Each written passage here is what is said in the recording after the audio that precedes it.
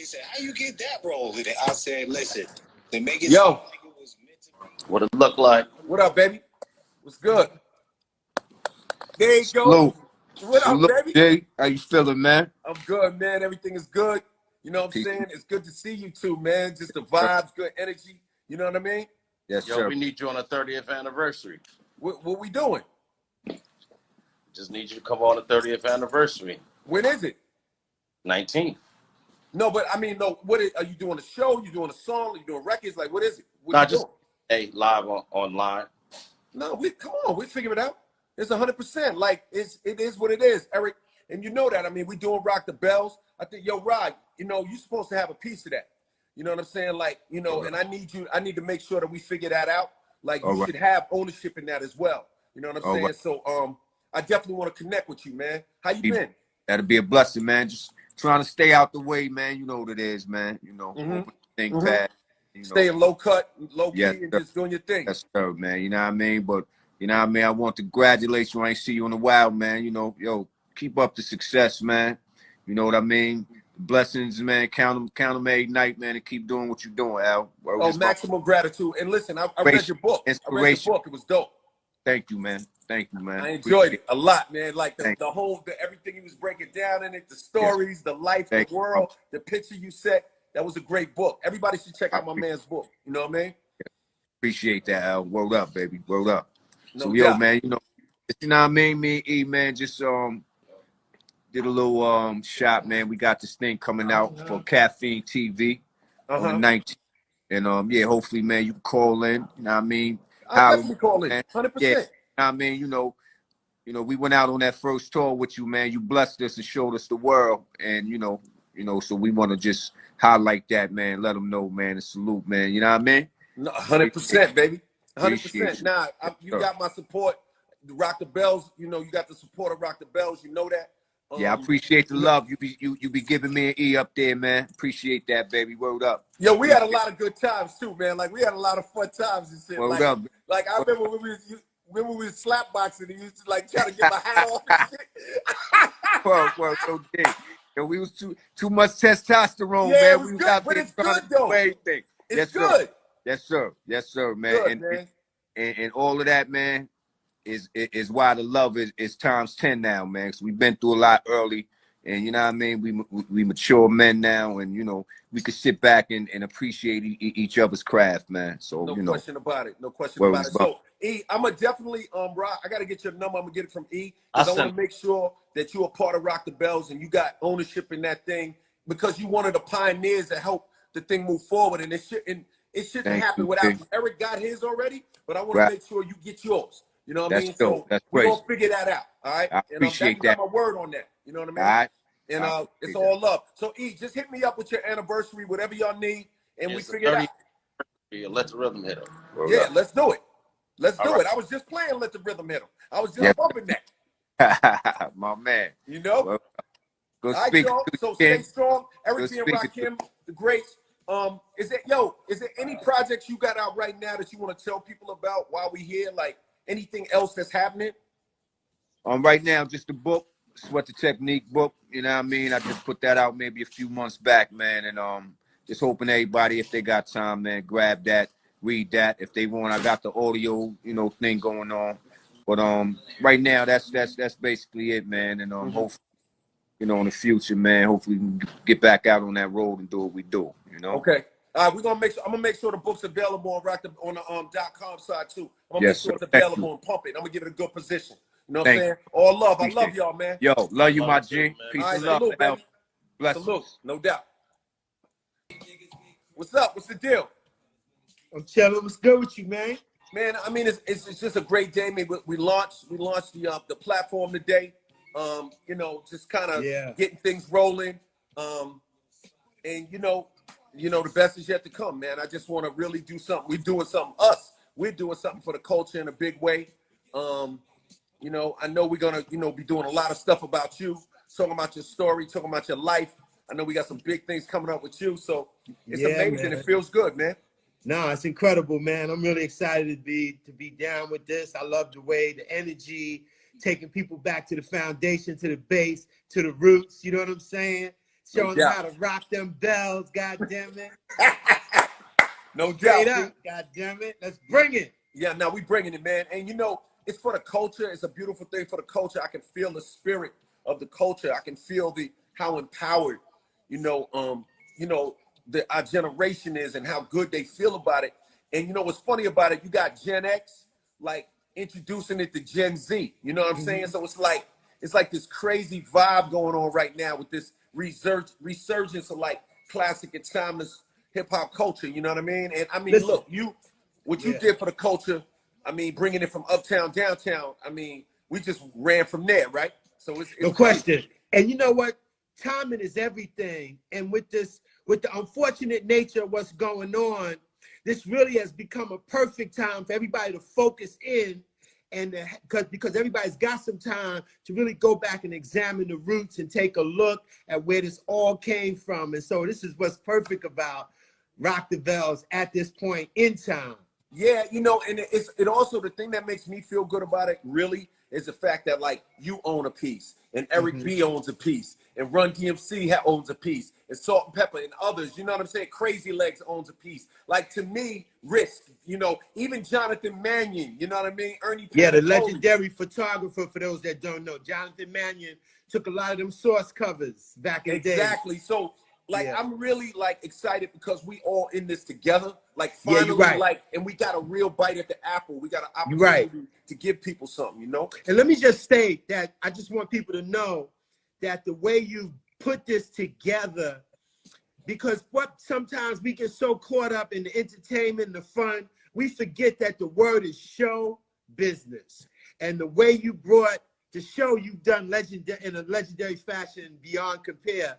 But the business is something we have not always moved on in the right way with the right pieces. And when you first got at me and laid this out, I was so impressed with the way you did it. So the business is on point. Now let's rock this show and let's take this shit worldwide, around the world, back and forth like we've been doing. Hell yeah, hell yeah, hell yeah. Straight That's up, what baby. we're gonna do, man. Yeah, so all look, day. yeah, we're gonna do that in a big way. I think that everybody that's here, people are getting it, they're vibing, they're trying to figure out and get their mind around what we're doing. And that's a good thing. You know what I'm saying? Yeah. That's a good thing. So it really just feels good for us to just to be moving in this direction and unity, right? And we at a time right now when we really got to take care of each other, and we really got to take care of our culture and take care of our community. And that's another thing. And you know, it's funny because a lot of people, like I saw one lady ask on my Instagram, she was like, okay, she said, oh, this is great, but why now? See, she thought that maybe like this popped in my head because of what's going on currently. Not She know how much work been in this. That's why I said timing. The timing is critical. You've been putting in, it's been more than a year plus in development, I know. Absolutely, man. So that for me is like. But you should let them know that the first phase of this, when you first got at me more than close to 3 years ago, you were planning on moving on Sirius Radio and taking what used to be known as Backspin and remixing that into Rock the Bell. When we sat down in Mr. Child's in LA and you broke that down, I was like, wait a minute. This is a real interesting plan in effect. Now the site, the platform, all the information, the love, not the memorabilia, but the merchandise, you know what I'm saying? I can't wait to get laced, baby. Yeah, and you know what it is too? It's cool because it's not just like Rock the Bells merch, it's whatever you want. I see that. You like, represent the whole culture. The whole culture, yes indeed. Do-rags, as it weaves. should be. But let me just remind the younger ones out there who may not remember that back when hip-hop did some of its first merchandising deals, branding deals with major companies, you were among the first. It was a brand called Troop. Yep. Way back in the days. And it was like, yo, like that was the beginning of this endorsement thing in the culture. And then when you rocked the FUBU hat in the Gap commercial. Yep. Come on, baby. So it's dope that you tied all these little strings together in the perfect way. Somebody that's at the foundation of the culture, taking the helm, building the business, spreading the equity. This is the classic startup, that we've seen dozens of come out of Silicon Valley. I know you've got that kind of brain trust involved in this. So it's 100%. A real dope operation top down. Very my man, I appreciate you. Ready to rock this, man, I just want to check in with you, man. No, that's what's up. I know we've been trying to do this for a minute. I've been peeping you often. I know you've been getting on here in the daily. So let me let the fans get out. You know, the selfie shit, all the shit you be doing, wonderful, beautiful, and we will be in touch. Definitely. Yo, you got anything you working on now you want to tell everybody about or anything? Well, basically, you know, making paintings in the studio. There were some really big exhibits that should have happened, but like everything was postponed. Like there's one exhibit, Basquiat and the Hip Hop Generation, which is Jean-Michel Ramelzy. This was going to be at the Boston Museum of Fine Arts. So that's postponed. That'll probably kick in late summer, if not the fall. I've got some dope TV and film and documentary ideas that I'm working on. You know, I did that film Grass is Greener, which you can see on Netflix on the history of cannabis, its connection to music, as well as the criminal justice part of it. I have more coming on the film side and just making some you know, some dope ass paintings and trying to stay busy, man. I love that, man. Well, thanks, Fab. Thanks for checking in. LL, my dude. Yeah, man. Salute. Love, fam. Same love, to you, baby. No One doubt. love. Peace. Love. My man.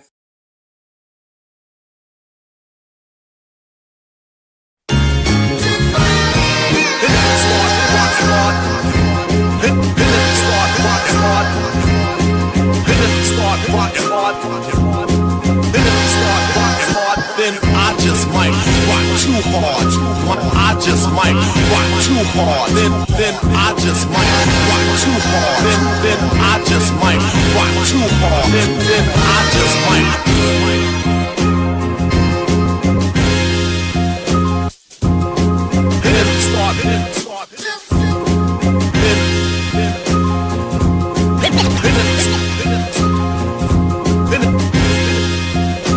start. I just might.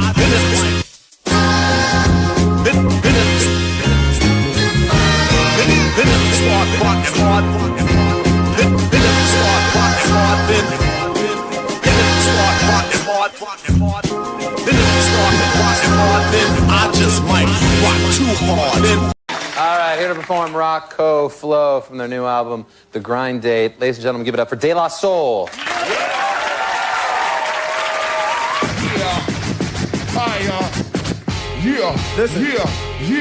Yeah. Up in them 5-star tellies saying 2 mic rhymes. Beat them average MCs at a time. Unlike them, we grab gems. So systematically inclined to pen lines without saying the producer's name all over the track. Yeah, I said it. Yeah. What you need to do, go back to read the credits, read the medics alphabetically, stuck on that A grade. Now quit now before we bought that your shop, your rock, okay, flow. Yeah. From the top of the key for 3 villains. Yeah. Been on in the game as long as he can willy a swing. Hey. Turn the corner, spinning, bust that ass and get up. Dust off the mask, whoever laughed, give him a head up. Hey. He got jumped, it pumped his adrenaline. They said it made him tougher than a bump of raw medicine. To write all night long, the hourglass is still slow. Flow from hell born through free power like Lil Co. And still owe bills, pay dues forever. Yeah. Slave crews when it comes to who's more cleverer. Used to wear another goose V with the fur collar. And charge a fee for loose leaf, word per dollar. You heard holla. Broader dude, we need food. Eat your teams for sure, these streets all seem rude. For fam like the partridges, part of him for the mix-up. Battle for your Atari cartridges or put your kicks up, it's a stick up. Put your flicks up. These winning flow cuts are slow like P9 flicks to give him 20. The danger in his eyes will let you know he's a brawler. Bring your tallest champions like that much taller. 10 pounds heavier, 1 step ahead of it. Vocab, stamina, styles all irrelevant. Camps and clicks, units, squad crews and clan. Even your tongues will mess around and lose a law, y'all. Boom, from that stomach. There goes that newsman again. Act like you knew, like 2 cans stamina. He eat rappers like part of a complete breakfast. Their rhymes ain't worth the weight of their cheap necklace. String them up, ring them up on the whack junk snack. And get that out your hand, punk. Jump and get your junk smacked. Foul. We all know the rules, bro. You slow, you blow the super. You fools, his whole boss like you go. Lights, camera, action with no makeup. We daylight to the death one, at least until we break up. Here's a couple of nice guys who finished first. So nice try, but the prize is ours dispersed. They say the good die young. So I added some badass to my flavor to prolong my life over the drum.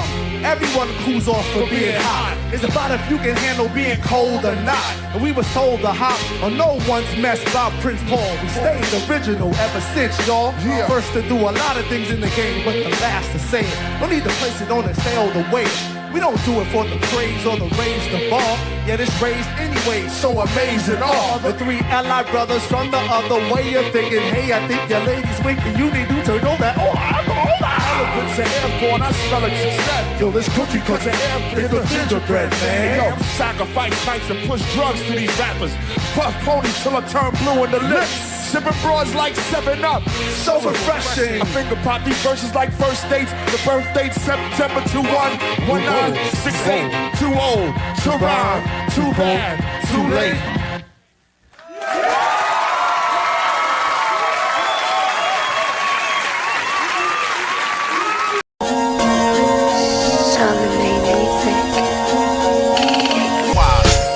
You need knowledge, listen to the rap, to the rap. You need knowledge, listen to the rap, to the rap, to the rap. Holy ground and pillars, Lord Willis, drug dealers, monks with keys, the gorilla, Chicago killer. Some no dealer, rich cars for fillers, parents trying to get their kids to 18, so they will us. Youngins is restless, investments, investors. My man ain't from Dallas, but he know where the Texas hold him. My poker face is golden, pedigree of a legacy that's stolen.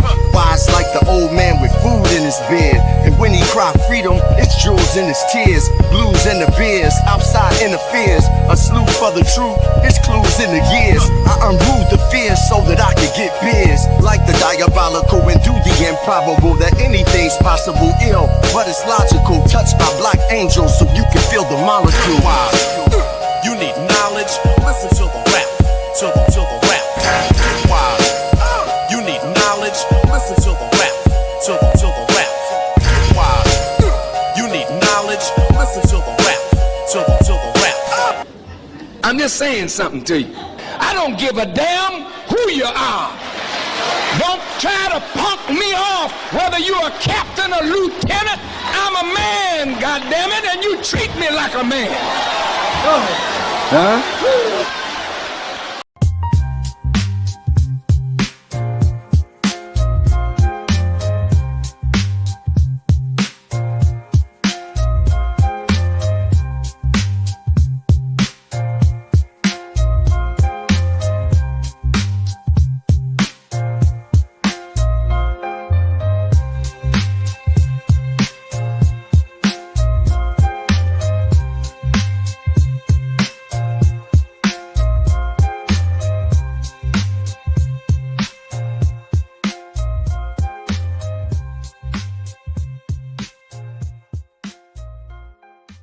Yo, I even did this shootout with the Del Father. Oh my God. They even packed me. 15 passenger. They just see me blowing at this nigga. You know what I mean? Cause nigga was like in the front of me. In the front. The nigga, yo, listen, mate, the nigga in the front, he playing games and shit. So he see me through the fucking rear view. So we in the whip. And I'm like, yo, I see the nigga smiling, looking through the rib. Looking through the shit. Then he smiling at me like, yo, like that, like, yeah, nigga. Take him real slow. Real slow. I'm like, oh shit. So the car here, Delphone's in the back, 15 right there. So I'm like, yo, this nigga playing games. I'm like, yo, and I had the joint. So I'm like, I don't know. The nigga just kept on going slow, stopping. So we got to stop behind him. We right behind him. Like, yo, this nigga doing shit. As soon as he turned off the Osgood shit, like that, the Laurel shit, like, you know, come down there. As soon as he made that turn, I just, windows back, windows back. Yo, I got to fucking van, yo, the van following us, like in the back. Yo, check it out. They following us in the room. The other shooting niggas, they turn around. Now they in back in the big van. Yo, racing through the project, down Bay Street, through all the shit. After a while, they turned off, I guess. I ain't see them when we got to the studio and shit. But I was like, yo, man, I'm worried about these niggas. You know what I mean? Like, yo, hold on, baby, we can't do the record. Yo, listen, man. Yo, we got them in the car. They was in the car, man. I'm telling you, yo. Yeah, them in the car all the time. And all the said was like, yo, that was the best shit I ever heard in my life. Something like this here, because I'm the one that entertain and goes by the name of Daddy Kane. Also the place to be, we got the girl known as Antoinette. Let me tell you, you ain't seen nothing yet. The engineer all-star Marley Marl in the place to be. And to my man known as King B, as it goes a little something like this. It's me, you see, the B-I-G, the D-A-D-D-Y-B-I, the K-A-N-E. Excited, delighter, inviter, biter, the fighter, do fool, so I can school and rule and ignite a party to the climax. The mic I wax. You know who the true Lord is, so why act? Rhymes I deliver, always come with a unique technique when I speak, and if a sucker was step to me, he would be left to be lost in jeopardy, cause I will set you free. Just run up on stage and take a stand board, snatch the mic, or pick 'em like a landlord. For me to go out, I can't have it. Just set the microphone up just for me to grab it. Then just allow the Big Daddy to spin a hit. Cause when I run up on stage, yo, I'm a demo with flash and bash and crash and slash and mash, clock cash, ass or wax mustache. The lyrics I'm displaying, the suckers I was paying. Cause this is all I've had, know what I'm saying?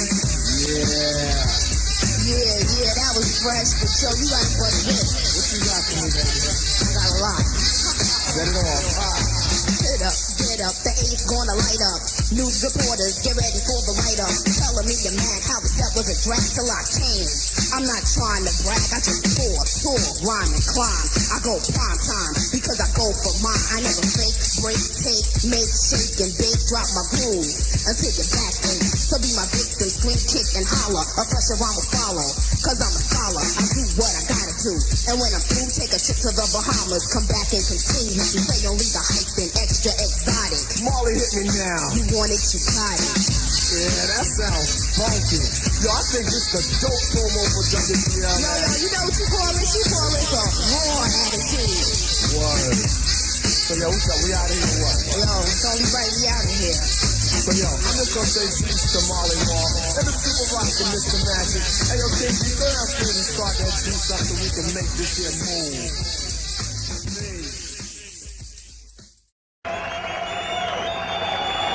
Let's give a round of applause, my man from the United States of America, Rock Raider. Give it up! All your other DJs, all your other DJs, all your other DJs, all your other DJs are a bunch of jerks. Marley, give them an example how a DJ works.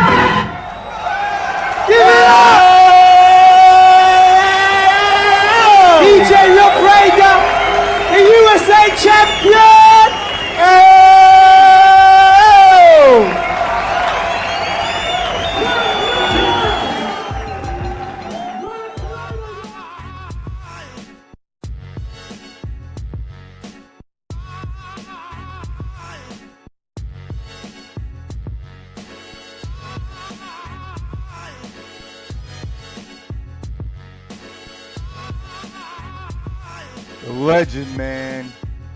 Rock Raider. Mic check, mic check. Yo, is my video stuttering a little bit? Reboot, can you hear me?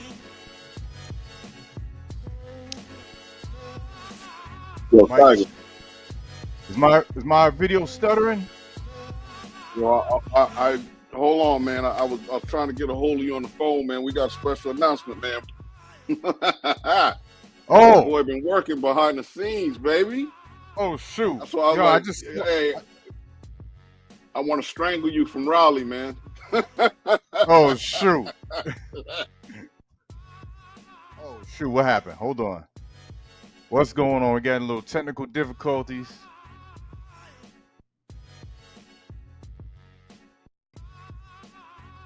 Check, check.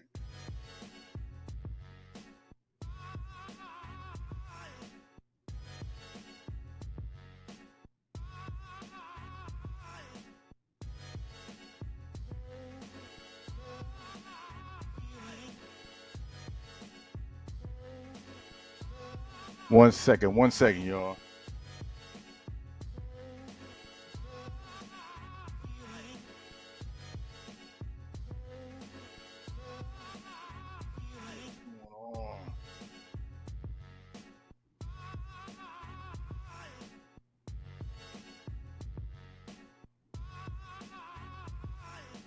All right, we should be good now. Here we go.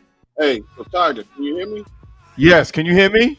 I got you. Okay, Yo, my video is freezing, so I don't know what's going on. check it, man.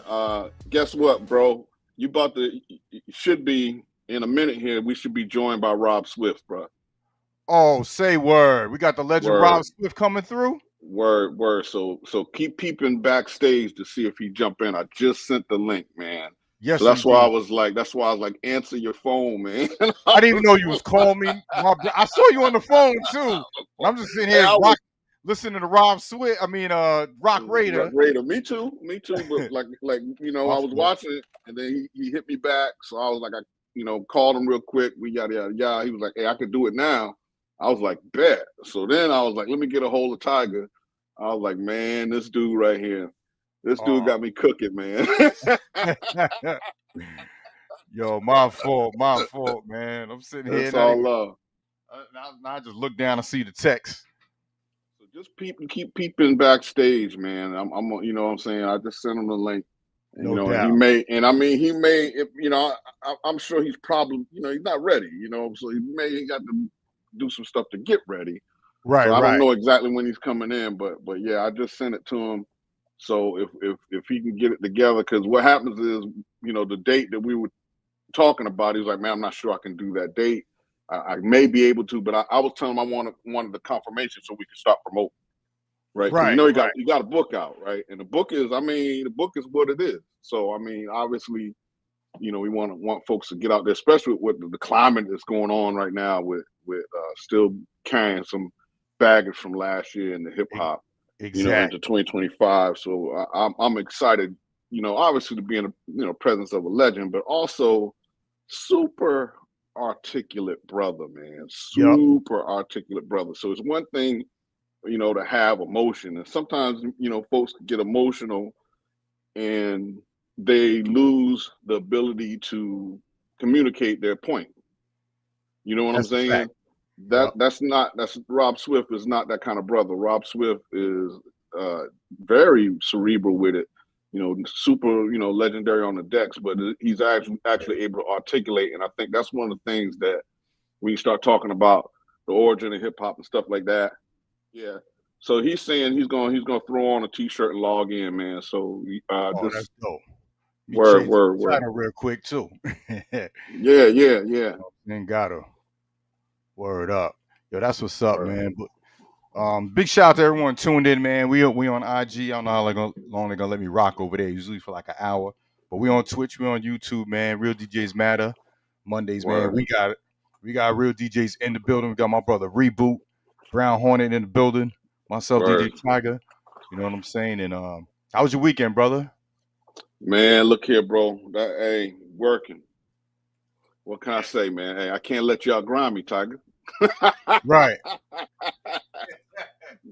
But musically, man, I'm falling behind musically, man. I'm working on this project, and it's my everything right now. So I want to spend some time on the decks. I can get a little bit here and there, but my production, everything's falling behind until I get this going. And I miss being able to just go in the studio and lose about 5 or 6 hours. You know what I'm saying? Right. I mean, that right now I can't get it, but other than that, man, it's all good, man. I'm in 2025 trying to keep it moving and stay positive. That's what's up, man. Hey, the grind don't stop, man. It does not. It's only getting better. You know what I'm saying? When stuff comes into fruition, it feels good, especially when you're the one putting the work in it, because you making it exactly how you want it to be. You ain't tied to no one that's especially not of the same mindset trying to, tell you how it's supposed to be done when they're not even part of it. Mm-hmm. And that goes for a lot of things, we've been talking about. Yeah. Mm-hmm. I want to send a big prayers, man, up still, man, with these LA fires, bro. It's like apocalypse. I've seen pictures and it's blowing my mind. Like, this ain't what it used to be. These brush fires that's happening, in the woods, like neighborhoods, black neighborhoods burned to the ground. Yeah. And I'm sorry, man. I don't be the weird conspiracy dude, but I think a lot of this stuff was deliberate. Well, I don't know about any of that, but I will say this. I think what I'm seeing it's affected everybody. Yes. When you see you heard what happened to Mad Lib's house. Premier was talking about so it's a lot of like folks and they lost all their records, man. And that I mean, like when you're a producer, when you make your living off of beats and rare finds, and you crate dig, and you spent time and effort and years into developing a record collection, and to have fire come through and burn it down. And I mean, some of those joints, man, you might have been out of the country buying. You might have been, rare, rare, super rare stuff, man, that you made all kind of beats from, and it's gone now, man. May not be able to replace it, man. I mean, like, it's a different kind of hurt, man. It's a different kind of hurt. Real talk. I mean, it's like, but I will say this, man, like how it started, is one thing. And then, was there maybe some folks out there with an agenda? It's very possible, man. But I think the number one thing I'm seeing is like when I'm hearing that these insurance companies are not trying to do right by these people that's been paying these premiums, man. Like we have to understand the importance of politics, man. And I mean, I'm on a, so I wear a couple of hats in this world, and this is the importance of the people talking to their legislatures. And the reason why I say that is because it's those folks that allowed insurance companies to move this way. Why is it not governed at a national level? Instead, each state defines what goes on with the rates and how insurance policies are handled. Right. And that's so, like, let's say in California can charge a higher rate than maybe in Nevada or, maybe wherever. Whereas, they all, you got a house, no matter what happens, you've been paying on the premiums. Now these folks don't want to honor their word, and they're going to, maybe able to crawl out from underneath some of the devastation here. Yeah, it may be billions of dollars, but guess what, man? Them folks paid you. They paid their premiums.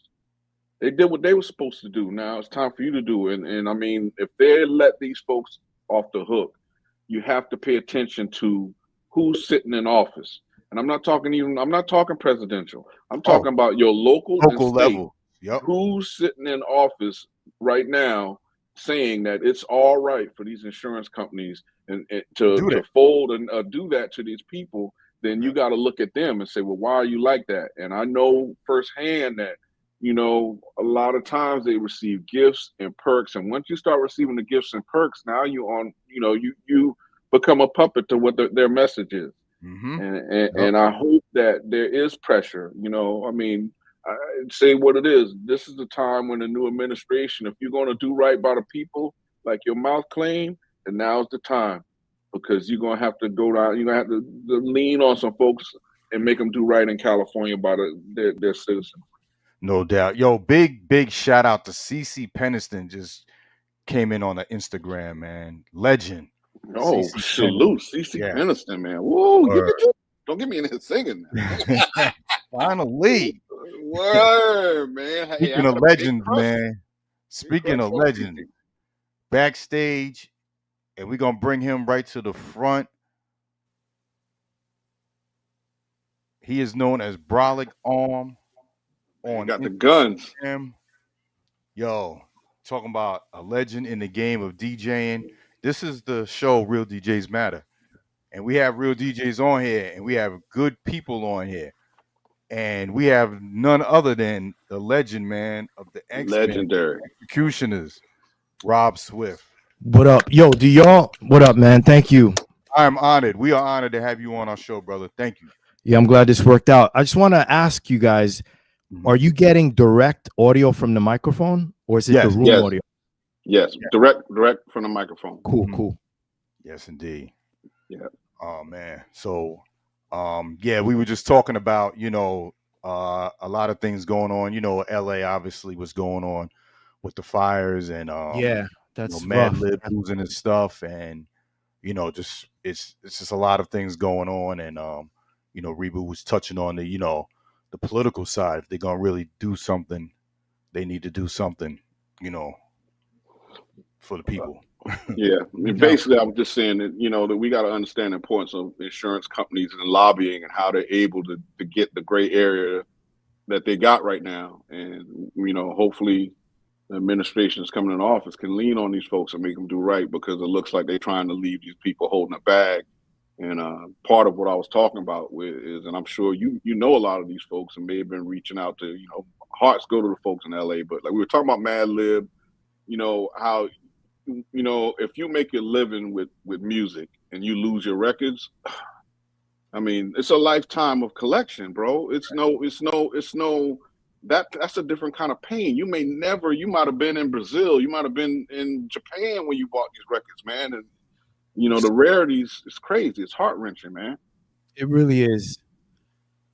What could you say other than prayers to the families that are suffering right now in LA, and hopefully things will work themselves out, man. Not to sound, it's easier said than done, but in situations like this, there's but so much you can do when you're going through it, and you just have to kind of let go and let God, as they say. You know what I'm saying? And hopefully things will work themselves out. And like my DJ comrades out there that are going through it, I mean, all I could say really too is, like, I'm over here in New York, I'm not in California, but for those that know me, if you need anything and it's within my power to help you, reach out.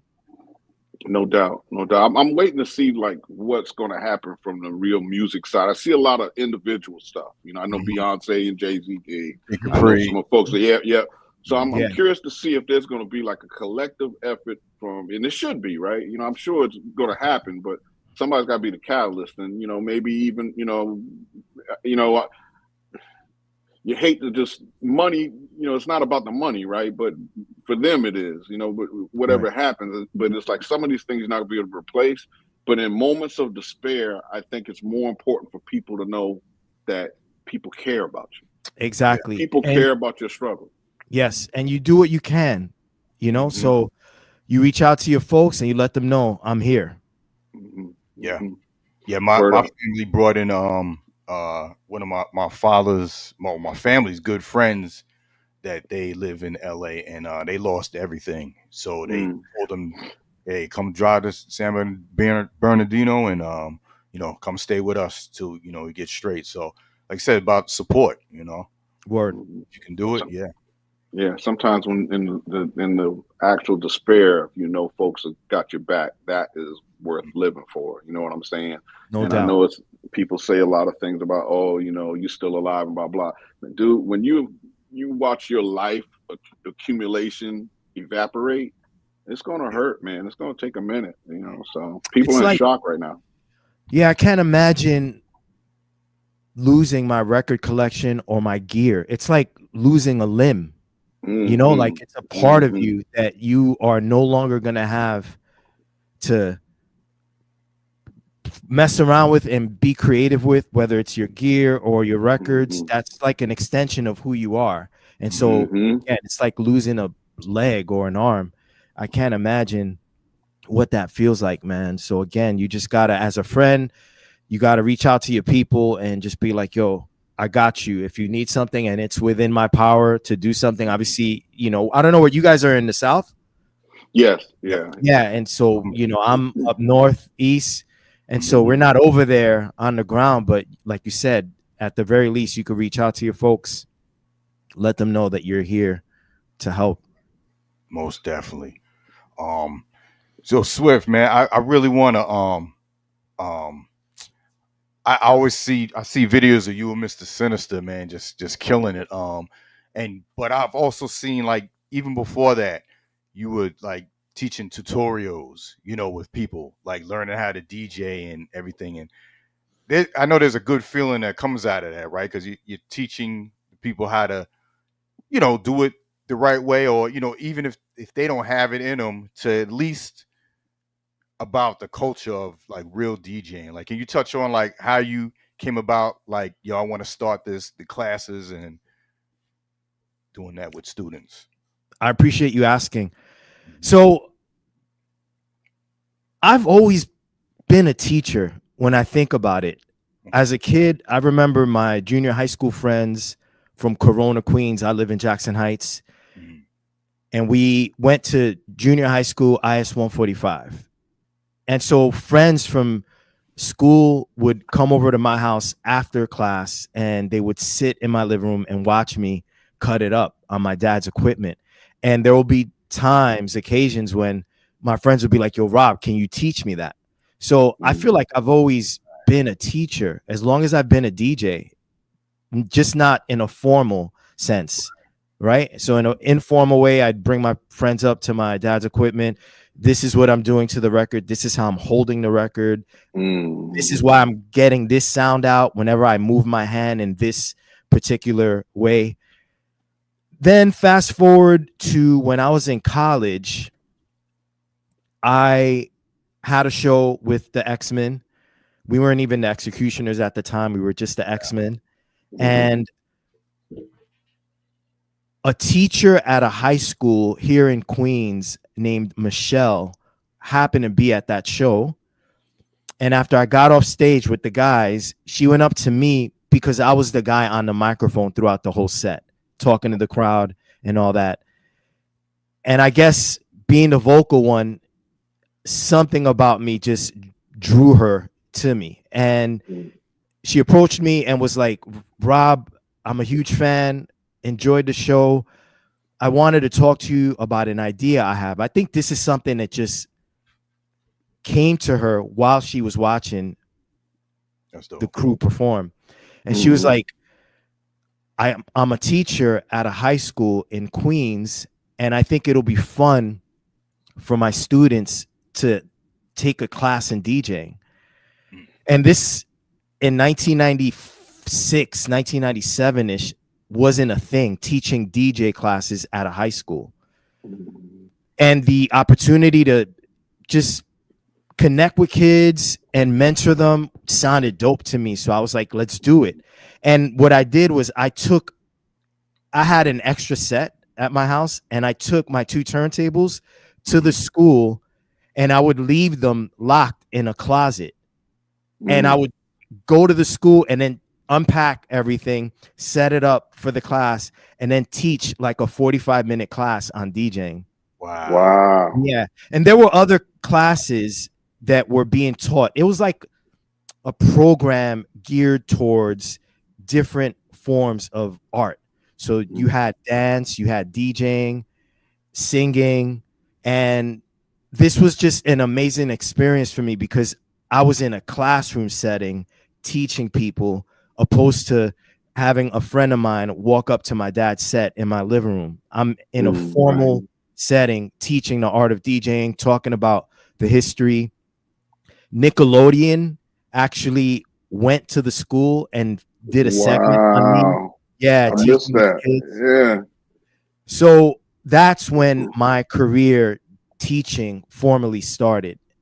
Then throughout the 2000s, I'd teach in different DJ schools because by now DJing became more popular, and there were actual schools that were opening up around the city. And so I would teach as a guest at these schools, right? Then the new school, a university, a private university here in New York City, tapped me to have my own credited course in DJing. So gradually, you know, my career as a professor of DJing and hip hop history took shape. And in 2015, I decided I wanted to do this in private as well and offer these classes to people that didn't live in New York City, because there are people all over the world, bro, that enjoy this art and want to learn. So I started offering Skype lessons. Oh, nice. So I would teach on Skype, and what I would do, because I want to preserve the authentic art of DJing, which in my opinion we could talk about later, but is being diluted with technology like controllers and CDJs and features like sync, you know? Right. Oh yeah, this is gonna be a good And 3 hours. conversation. Right. So my thing was, there's but so much I can do in a classroom at a university. I want to offer my knowledge to the world. So I started taking students from Japan, Australia, Singapore, Germany, the UK, literally all over the world, Egypt. And I'd have these Skype classes. And what I would do is record them and then edit down an hour class to like maybe the most important 15 or 20 minutes. And then I would upload the videos to YouTube to share with people that maybe couldn't afford to train with me on Skype. And gradually my presence as a professor of DJing, let's say, grew. And then when the pandemic hit in 2020, I started Brolic Army DJ School, the official hub, the website. Wow. So now you didn't have to go on YouTube and watch 20-minute clips. You know what I'm saying? You could actually had a curriculum. Right. There's a full curriculum, 9 courses breaking down basic DJing, basic scratching, fundamentals of juggling, advanced DJing, advanced scratching, advanced beat juggling. There's a master class at the school where the most illest, dopest DJs from the battle scene, from the club scene, teach their theories and their techniques. I have a training camp where you train with me virtually, and then I have a workshop archives course where it's a lot of me just talking in different environments at schools and disseminating information about why we do what we do. Because you could learn the techniques and understand how to scratch and juggle, but not have an appreciation for why you're doing it. And in the workshop course, that's where I talk about the history and the innovators of techniques like scratching, Grand Wizard Theodore, backspinning, Grandmaster Flash. And so now you have theory. Right, you have a theory to back up your technique. And so I'm lucky, man. I'm grateful. I love my students, and I'm just happy that I have this platform now that I could use to help offset a lot of the corniness that we see right now, you know? Right. Yeah. So real. Oh, no, I was just going to say a quick comment. I like how, you know, this started before the pandemic. Like, you were doing this just off the strength of what you wanted to do. And it wasn't like, you know, a lot of people started businesses for the pandemic and helped out because it was online, but it was perfect for what you were already doing. It was organic, and the evolution to where I'm at now with Brolic Army DJ School was natural. You know, like you said, there were people that during the pandemic took advantage. And I'm not saying that they're wrong for this. Right. Please don't get me wrong. But what I'm saying is there were people that were like, everyone's stuck at home. Okay, I'm going to create this business and bank off this pandemic, this crazy lockdown that we're in for a year. But I was already teaching online. Right. You know what I'm saying? So I have a student named Dylan. She's not a student of me. She's not my student anymore because, you know, I've rephrased that. So when I was at the new school, there was a student I had named Dylan Sparkle, right? And this was before Brolic Army DJ School, the hub. And I remember I was teaching a class, and by then people knew my moniker, the Brolic Arm moniker that I have, right? Because of my bicep, I work out, I lift weights and all that. And Dylan one day was like, actually, I was talking to her class, and I was telling her class that my goal was to build a DJ army, because I was just, again, frustrated with what I was seeing with regards to the landscape of DJing. People buying controllers, buying CDJs, downloading apps like Serato DJ, and all of a sudden they're putting DJ on the bio of their Instagram, you know? And I'm thinking like, yo, this is some corny shit, man. Like a gimmick. You know, yeah, it's like just because you have a controller doesn't make you an authentic DJ. So I was talking to the class and telling them I want to build an army to offset that bullshit, you know? And Dylan was like, well, Rob, if we're your army and you're Brolic Arm, you should call us the Brolic Army. Right. That's nice. And that's where the name came from. Yeah. Yeah. So real quick, man, I just want to shout out all the folks. I'm not going to name you by name, but keep the flow, of the interview, we're not going to, just shout you out. Just we see you. Shout you at the end. We'll shout you at the end. Yeah, just stay with us, but we're gonna keep the flow. So, like, I want to pivot just a little bit, man. And you were talking about, like what you're seeing in DJing, and I've got some issues with everything that I'm seeing with the sync button, and like it's almost like DJing now is like where I'm from, we got this thing called Upward Bound. And Upward Bound was like sports, and like everybody gets a trophy. You know what I'm saying? It's not the same. Like DJing is, it's not.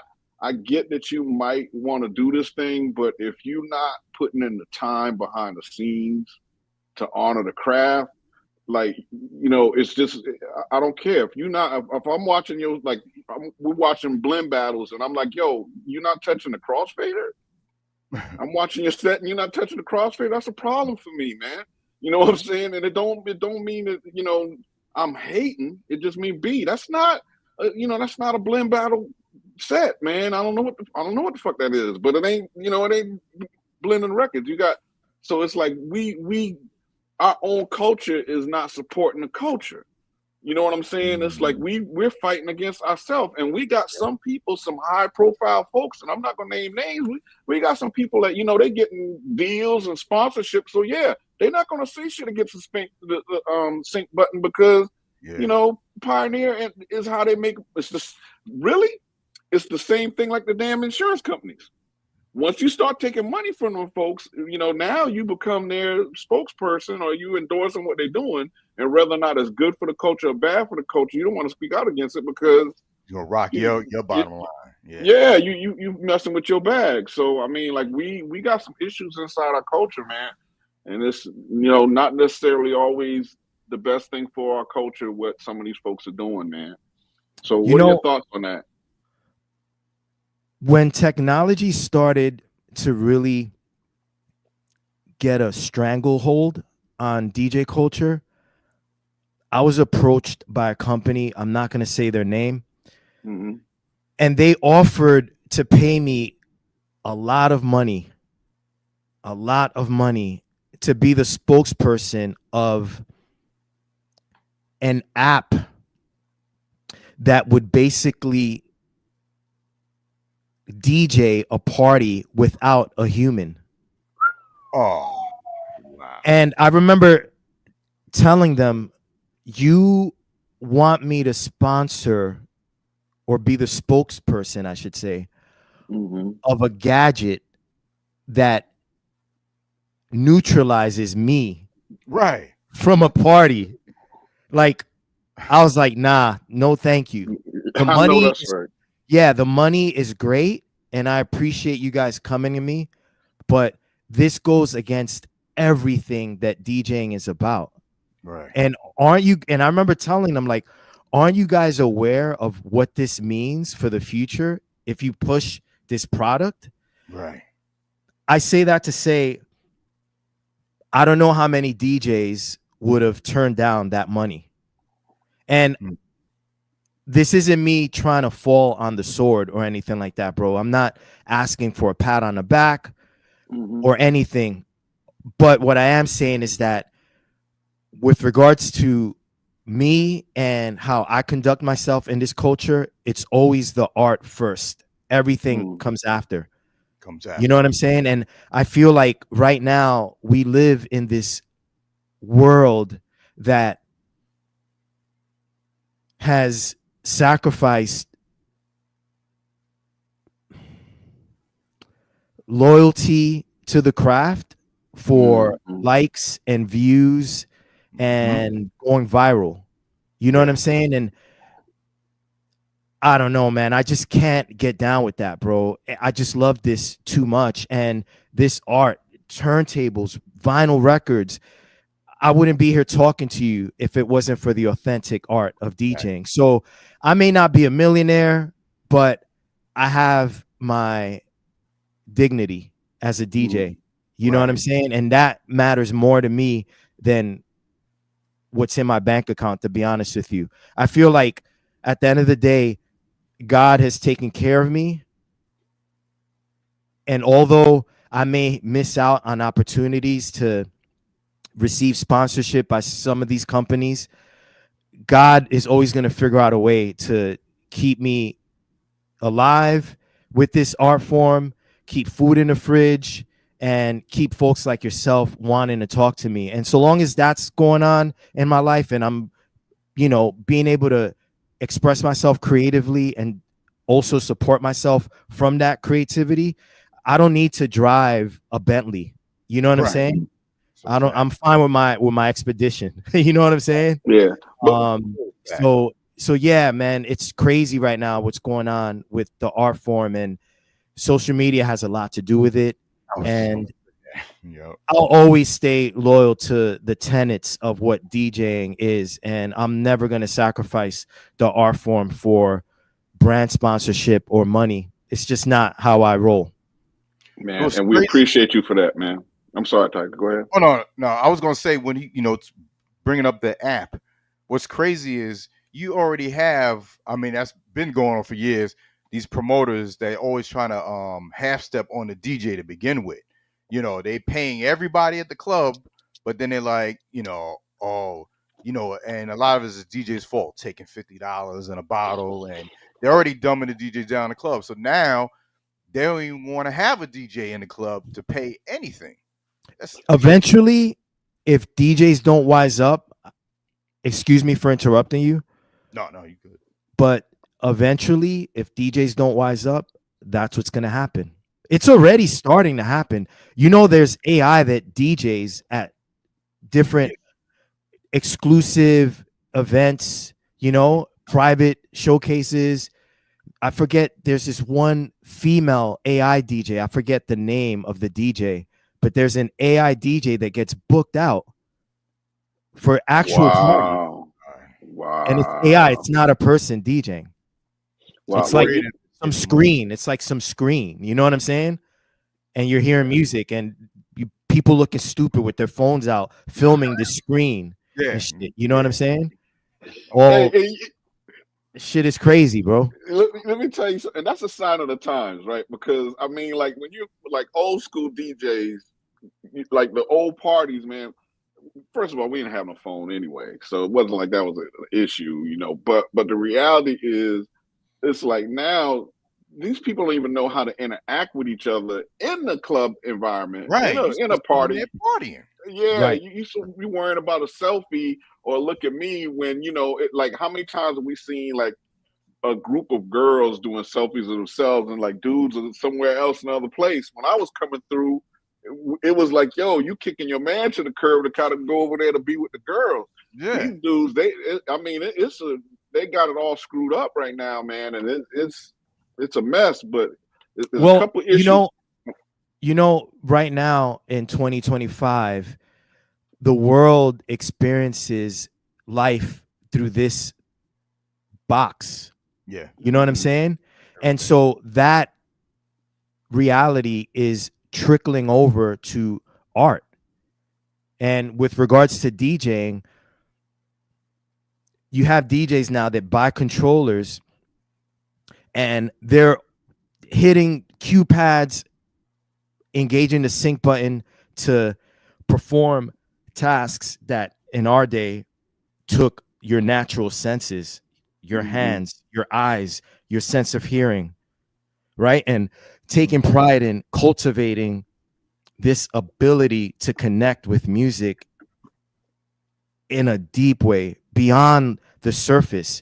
You know, like, I guess what I'm trying to say is I don't feel like today, because of technology and our phones and AI and all that stuff, as far as DJing is concerned, there are no real creative values that people have. Like, if you ask the average DJ today, what are your creative values? They're going to look at you like, creative values? What are you talking about? You know what I'm saying? And, you know, they'll be like, yo, all I know is I make people dance. And my thing is, that's cool, right? You may not need to learn how to mix and train for months on how to drop on time and learn about music. You could go online now, do a search for the top 20 viral songs on TikTok, download them to your computer, and then that night you're DJing at a residency and people are dancing on the dance floor. That's fine, right?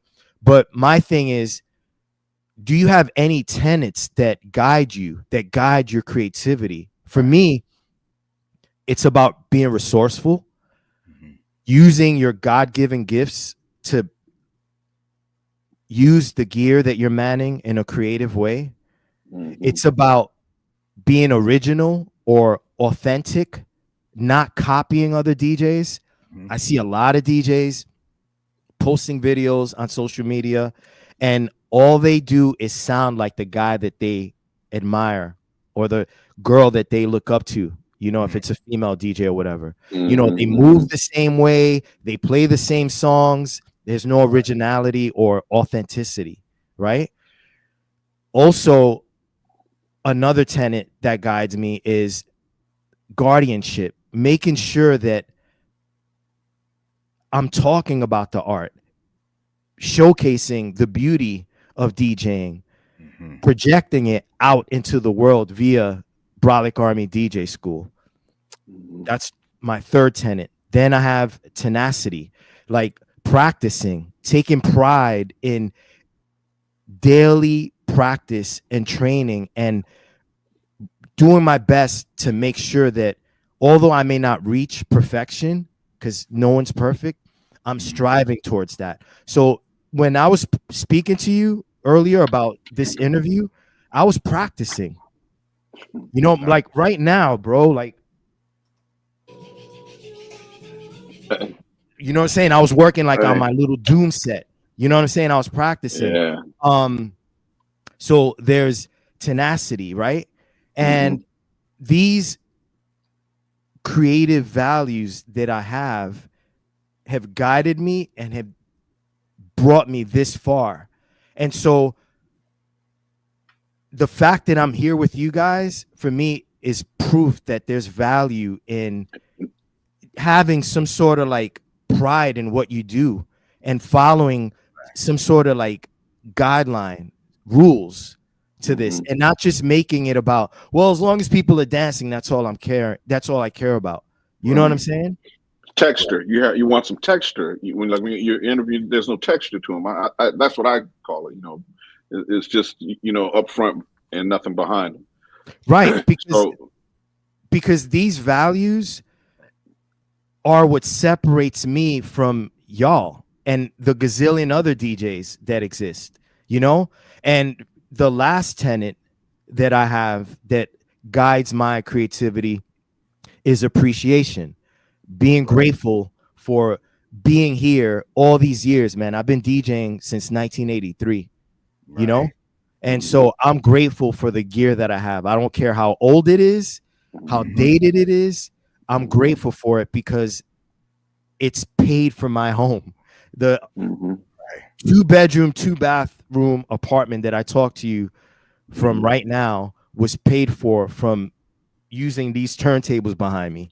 You know what I'm saying? So, right, exactly, man. And that's where the appreciation comes in. So those 5 tenets for me: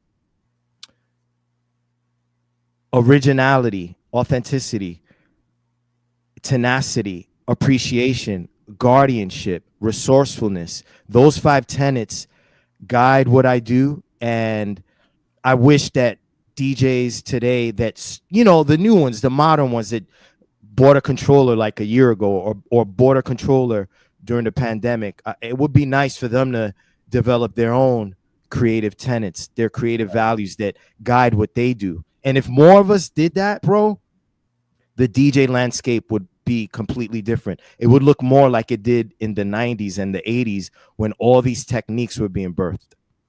Yeah, you want to, and I think what you're saying is like there's the lack of originality. It's a couple things that come from that is wages, what DJs make, because you're not different. You're not doing anything different. You know what I'm saying? Right. Like what you're saying is you should develop your style. Your style shouldn't be, and me and Tiger talk about this all the time.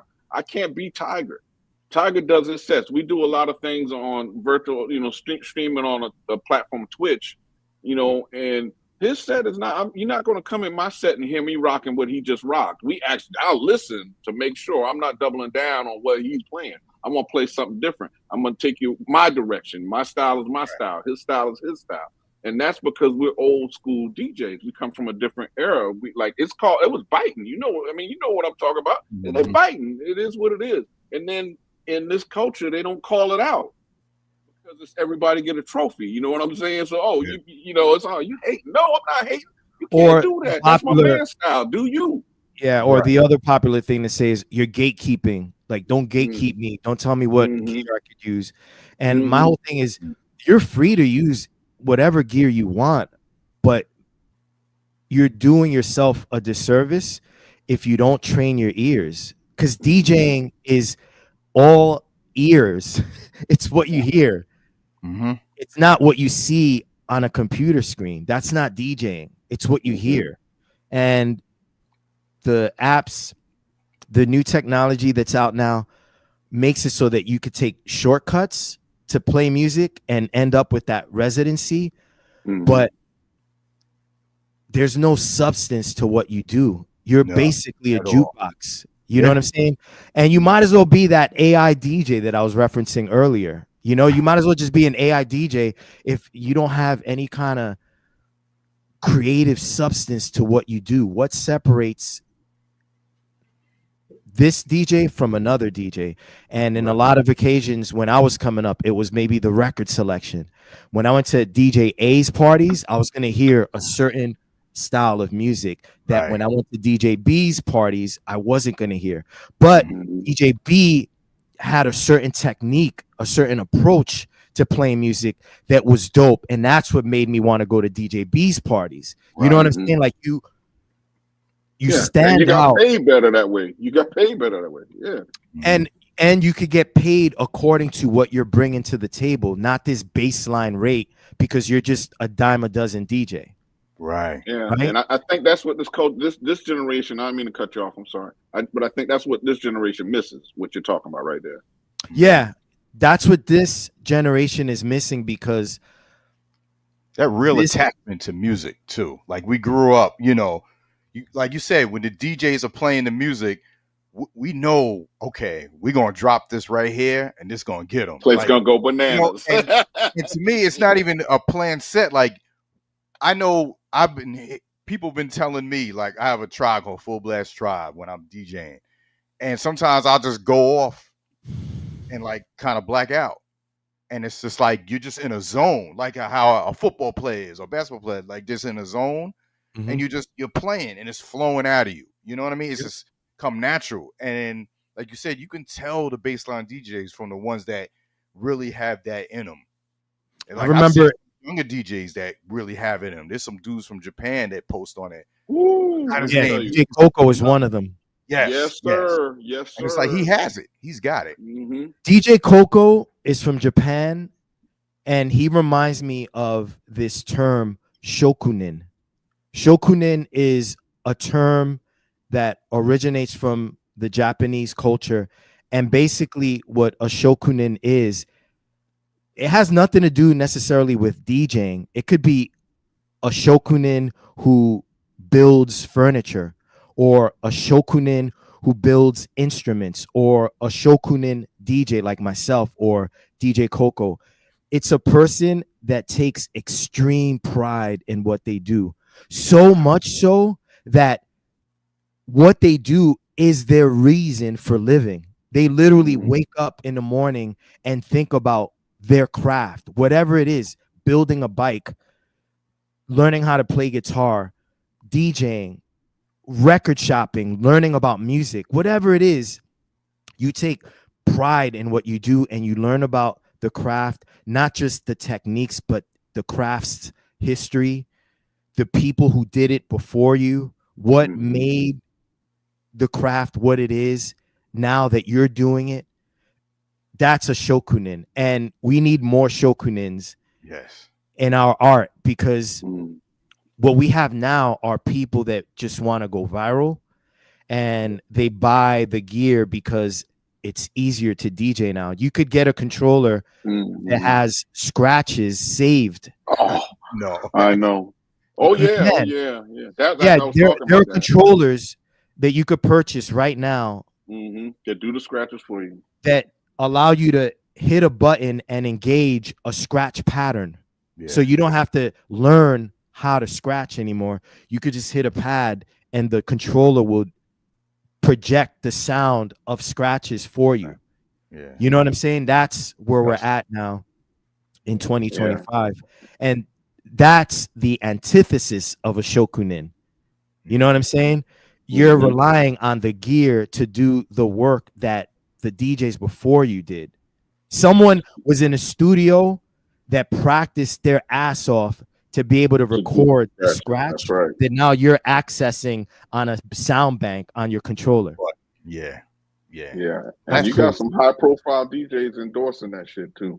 I'm There not are gonna some get high into profile that. DJs endorsing it, yes. And look, to each his own. We all gotta eat. Me personally, you will never see Rob Swift's name attached to a controller that scratches for you or juggles for you. You'll never see me using an app that takes away the work that I should be doing as a DJ. It's always going to be me using my brain and my natural senses of hearing, touch, of sight, tracking marks. Whenever you see me perform, whether it's solo or as a part of the Odd Couple with Mrs. Sinister, I'm always going to engage my senses, because you also got to take pride in how you present your craft to people. So if you're at a party, at a residency, like, yo, it's funny. Like, I think about, as we're talking about this, I think about those DJs that you see go viral on YouTube, the DJ fails, right? And someone like, obviously this is a more extreme case, but someone like that chick that DJ Coachella, the sound guy went around the drive. Oh man, that was in the summer. Grimes. That was over the summer. Grimes. Yeah, Grimes. That's it. Yeah. So for people that may not be aware of what we're talking about, Grimes was married to Elon Musk, and she's like a techie sort of person. I don't know how else to describe her, but from what I understand, she's really into AI, technology, and because it's so easy to DJ now, quote unquote DJ, she got booked to close one of the nights at Coachella last year, and she basically outsourced what a DJ does, which is organize their playlist for the show. So the act of sitting down in front of your computer, scrolling through your songs, organizing the music the way you want it to flow at your performance, then practicing your set. She outsourced the making of her set list to some sound guy, I guess, right? Is that what it was? Well, that's what it was. Yeah. Right. And the sound guy put her set together, and I guess she was using Record Box or something, because when she went to engage her set and have the controller play the set that was already pre-arranged for her, I think one of the tempo buttons might have been engaged, and it was playing all her music in double time speed. Yeah. And she couldn't figure it out. She couldn't figure out what the Figure it issue out, was. Yeah, that was the other problem. She couldn't figure it out. Yeah. Right. That to me is a microcosm of where we're at with DJing in this Gen Z world that we live in of technology. So someone like Grimes, who obviously isn't a DJ, can buy a controller, outsource putting together her playlist to some sound guy, get up on a stage like Coachella, get paid upwards of $100,000. Oh my God. And she can't even figure out that the tempo button was engaged on the controller. All she had to do is hit the tempo button, and the music would have been playing at the normal speed that she was accustomed to hearing it. You know what I'm saying? But because she's one of these people that are exploiting the art of DJing because it's such a in thing to do now, she fell victim to not being a shokunin, not taking pride in practicing and understanding what it is to be a DJ. Bro, my first party was for my junior high school. I was in the 6th grade. Nice. Then I started doing house parties. And then after I started doing house parties, I started doing like local clubs. I was like 16, 17 years old doing local clubs in my neighborhood in Queens. And then I started battling and entering DJ competitions. And after I entered DJ competitions, I made a name for myself, and bookers, promoters from around the world started booking me to do like 20-minute sets for them, showcasing my DJ techniques. And then I'm DJing for people, showing them how dope I am, and realizing, damn, but there are people here that want to dance and might not necessarily care that I got a dope beat juggle with Nobody Beats the Biz. Then I started really learning, or relearning, I should say, because I started out as a regular party DJ, but going out on the road, performing for people, and then seeing people kind of huddled into a corner that didn't really understand what I was doing, and feeling like, nah, I want to reach those people too. I'm going to get back into party rocking. That is the evolution of Rob Swift from 1983 to 2025. Grimes woke up one day a year or two ago and was like, I want to be a DJ. Walked into a Guitar Center, or maybe hired someone to do that for her, bought a controller, and next thing you know, she's closing at Coachella. Yeah. And yo, it's disrespectful. It's disrespectful, and trust me, this is not hate. This is not hate. It's not, I've DJ'd and toured with Linkin Park. I've been in Gap commercials, MTV Icon opening up for Aerosmith, cutting up Aerosmith records with Raider and Mr. Sinister flanking me in front of Aerosmith and their family, and Pink, and Fred Durst, and Jay Leno, and Janet Jackson. Like, I've done basically all you can do as a DJ. So me referencing Grimes isn't hate. I'm not jealous of her. Look, I can't play football. Reality, you know what I'm saying? I can't play football. Why look like running out on the field? I get all broke up. Exactly. You know, so yeah. Like, come on, like what are we doing? Like, the bar's been set so low just in terms of with the music, you know, just a lot of things. Just over time, the internet, it's been a gift and a curse. You know, and it just makes everybody thinks they're a star, and they just want the look. Like you said, they want the likes, and then like you said, then you got the bots. Me and Reboot talked about it. You get these rappers, they think they hot, and they get all these bots, and then they go to a show, and it's only half the people there because half the people ain't real people. They're bots. Yeah, you don't know what your real numbers are because you got inflated numbers. Your labels buying bots. Yeah.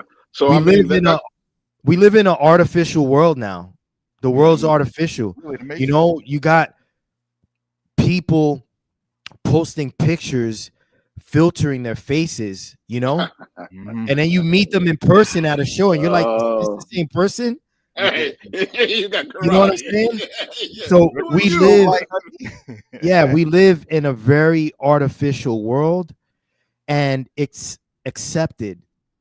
It's almost like someone like me that calls it out is looked at as a Debbie Downer, so to speak. Like, oh, yo, you're messing up the vibe, and let us have fun and yada yada. And it's like, soon, dude. I mean, we're just gonna be, I don't know, like robots, like with chips in us, like living these like fake lives. You know what I'm saying? And not really engaging with the world in a natural way. I mean, it's already pretty much there, but it's only getting worse. And so, with regards to DJing, my plight is to just preserve the art. And so, when I do these interviews, I'm not bashful about calling dudes out and saying it, the way it actually is. Man, I appreciate that. So let me just say something real quick, man. Like from my perspective, I appreciate those qualities in you. And I think sometimes you got to give brothers, they salutes. You know what I'm saying? Right now, when you can, because you never back down. You know what I'm saying? Like you stand on facts, you call bullshit. You know what I'm saying? And there's a lot of it running around here. I mean, like when I talked to you, we were going to talk some about FBA and yada yada and all that, but more importantly, and we'll get around to that. But let's talk about your book, man. Let's talk about let's let these cats know exactly your accomplishments in your walk of life and how far it's taken you, man. The city of hip hop. The city of hip hop, man. So tell them where they can get this book at, and let's talk about this book some, man. Make sure these folks go out here and support you. The city of hip hop, New York City, the Bronx, and a peace meeting. I was inspired to write the book. Well, let me start by saying that right as the pandemic was ending, the pandemic lockdown in 2021, about September, I was noticing this narrative that was going viral on social media, specifically Twitter, that claimed hip hop was exclusively, keyword exclusively, Black culture. So reading things like, if you're non-Black, you're a guest in hip hop, or reading shit like Black people own hip hop. I don't know. I'm being PC about it because like I read stuff that was even worse, right? And so I was seeing that now, for some reason, in 2021, after the pandemic lockdown, there are these factions of groups that are claiming hip hop to be theirs, and races that are outside of the Black race are guests in it, or worse, colonizers of hip hop, exploiters of hip hop, culture vultures of hip hop. And so I'm like, all right, I see a tweet from someone and I engage them, and then I'm being called these names: culture vulture, colonizer, right? And so I'm like, damn, what is going on? Like, obviously this person doesn't know who I am and what I mean to hip hop culture, and that I've been breaking since 1979. Obviously this person doesn't know about the executioner. So I started asking more questions of people that were engaged in this debate, personal friends of mine that were Black, that helped me understand that it wasn't hip hop nerds that I was arguing with that happened to be young, right? Too young to know my history in this, your pedigree, music, my pedigree, right? Friends started to inform me that there were these factions, nationalists, that were lumping hip hop culture into the whole reparations argument. So it was people that are seeking reparations from America for slavery that now wanted to lump hip hop into this argument. And that's why they were saying it was exclusively black culture. So that if that payday, that hypothetical payday came where the hip hop industry was paying out royalty checks to the individual members of these factions, right? They wanted to make sure that only black people with slavery lineage got that paycheck. That's what this is about. Yeah. I realized. And so and it took me about a few months to understand that's what was happening. And so I would engage these people now from a different perspective, not necessarily a hip hop nerd trying to correct people on who was the first person to create the 6-step breaking move and who started scratching first on records and when did rap technically start. I wasn't the hip hop nerd. Now I felt like I was that educator. Historian. Not necessarily speaking to the people that were calling me Latino filth and crazy shit like that, but speaking to, word. Seen it. Yeah, Dead man. ass. But Straight speaking to everyone else that was following the debate, people like my students that might have come across something and DM'd it to me and been like, yo, Rob, like, am I not a part of this? Like what you're teaching me because I'm Japanese? Wow. You know what I'm saying? That's bullshit. Yeah. So that's what inspired me to write the book. It was like, it came to a point where I realized that the voices of these factions were getting louder and there needed to be a text that not necessarily neutralized it, because at the end of the day, you can't stop someone with a Twitter handle from saying all kind of crazy shit. But I wanted to offer a perspective that made sense out of the claims and the propaganda that was coming out of these different groups. And that's what inspired me to write The City of Hip Hop. And real quick, I want to give a big shout to my co-author, Rasul Moat, a professor at NC State.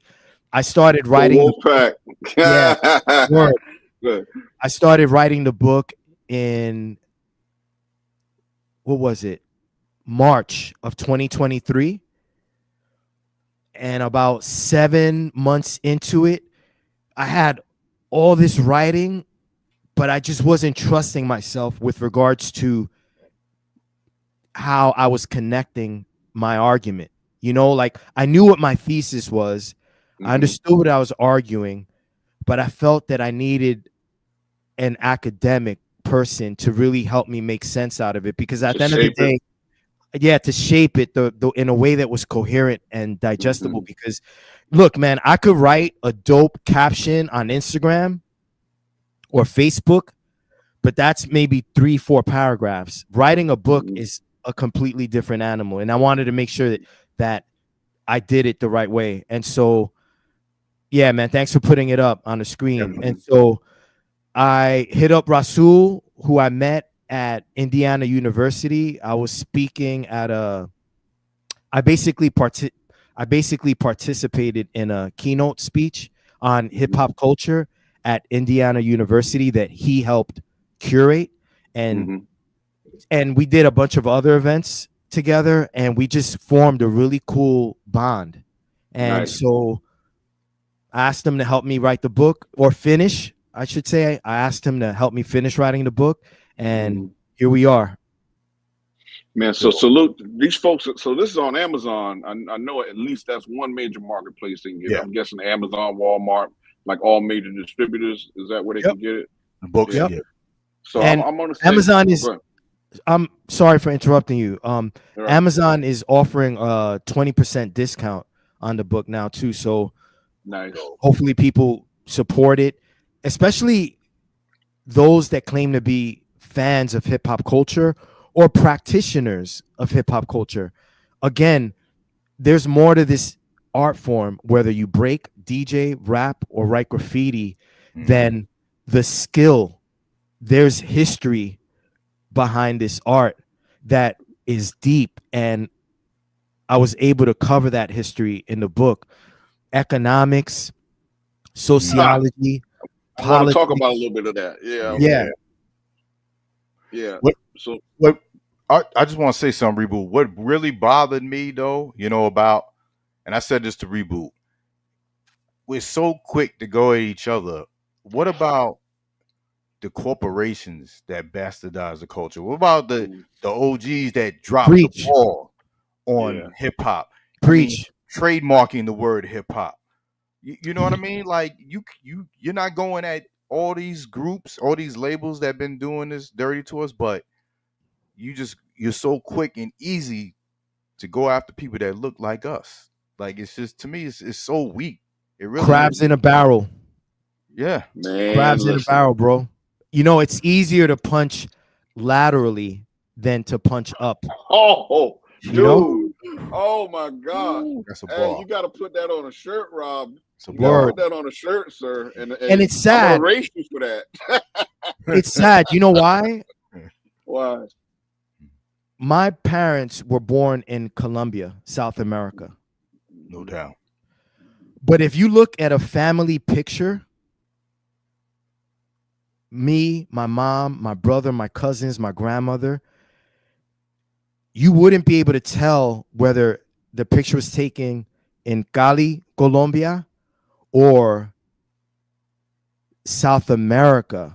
I mean, let me rephrase that. If you look at a family picture, right, you wouldn't be able to tell if the picture was taken in South America, Colombia, or South Carolina. You know what I'm saying? Right. Because at the end of the day, we're all black. We all come from Africa, bro. The African diaspora spans another whole fact. worldwide. That's what makes it so corny. That's what makes it so corny. Yeah, right. But again,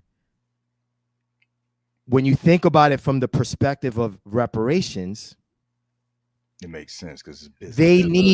They need to exclude anyone that doesn't have lineage. If you're black, but your lineage is not American slavery, they exclude you because they want those reparations for themselves. You know what I'm saying? That's what is at the core of what we're all arguing regarding. Is hip hop black culture? Did Puerto Ricans have anything to do with it? Because if they coalesce to the argument that Puerto Ricans and other races, or I hate to say races because really the race thing is an allegory. It's not real. There are no races of people. We're a species. At this point. Yeah. We're a species. We're a human species, right? We have different ethnicities, different nationalities. But whenever I hear different races, I think of that movie Underworld. Like there's the Lycans and the vampires. You know what I mean? Like we're not different races of humans. We're one race that belong to different ethnicities and different nationalities. You know what I'm saying? But here's the thing. If there was an APB on a black male with a black t-shirt and a black fitted, and I walk out of my apartment right now, and a cop car sees me, you don't think he's pulling over and stopping me and making me kneel on the ground? He doesn't care that my parents were born in Colombia. He sees a black male.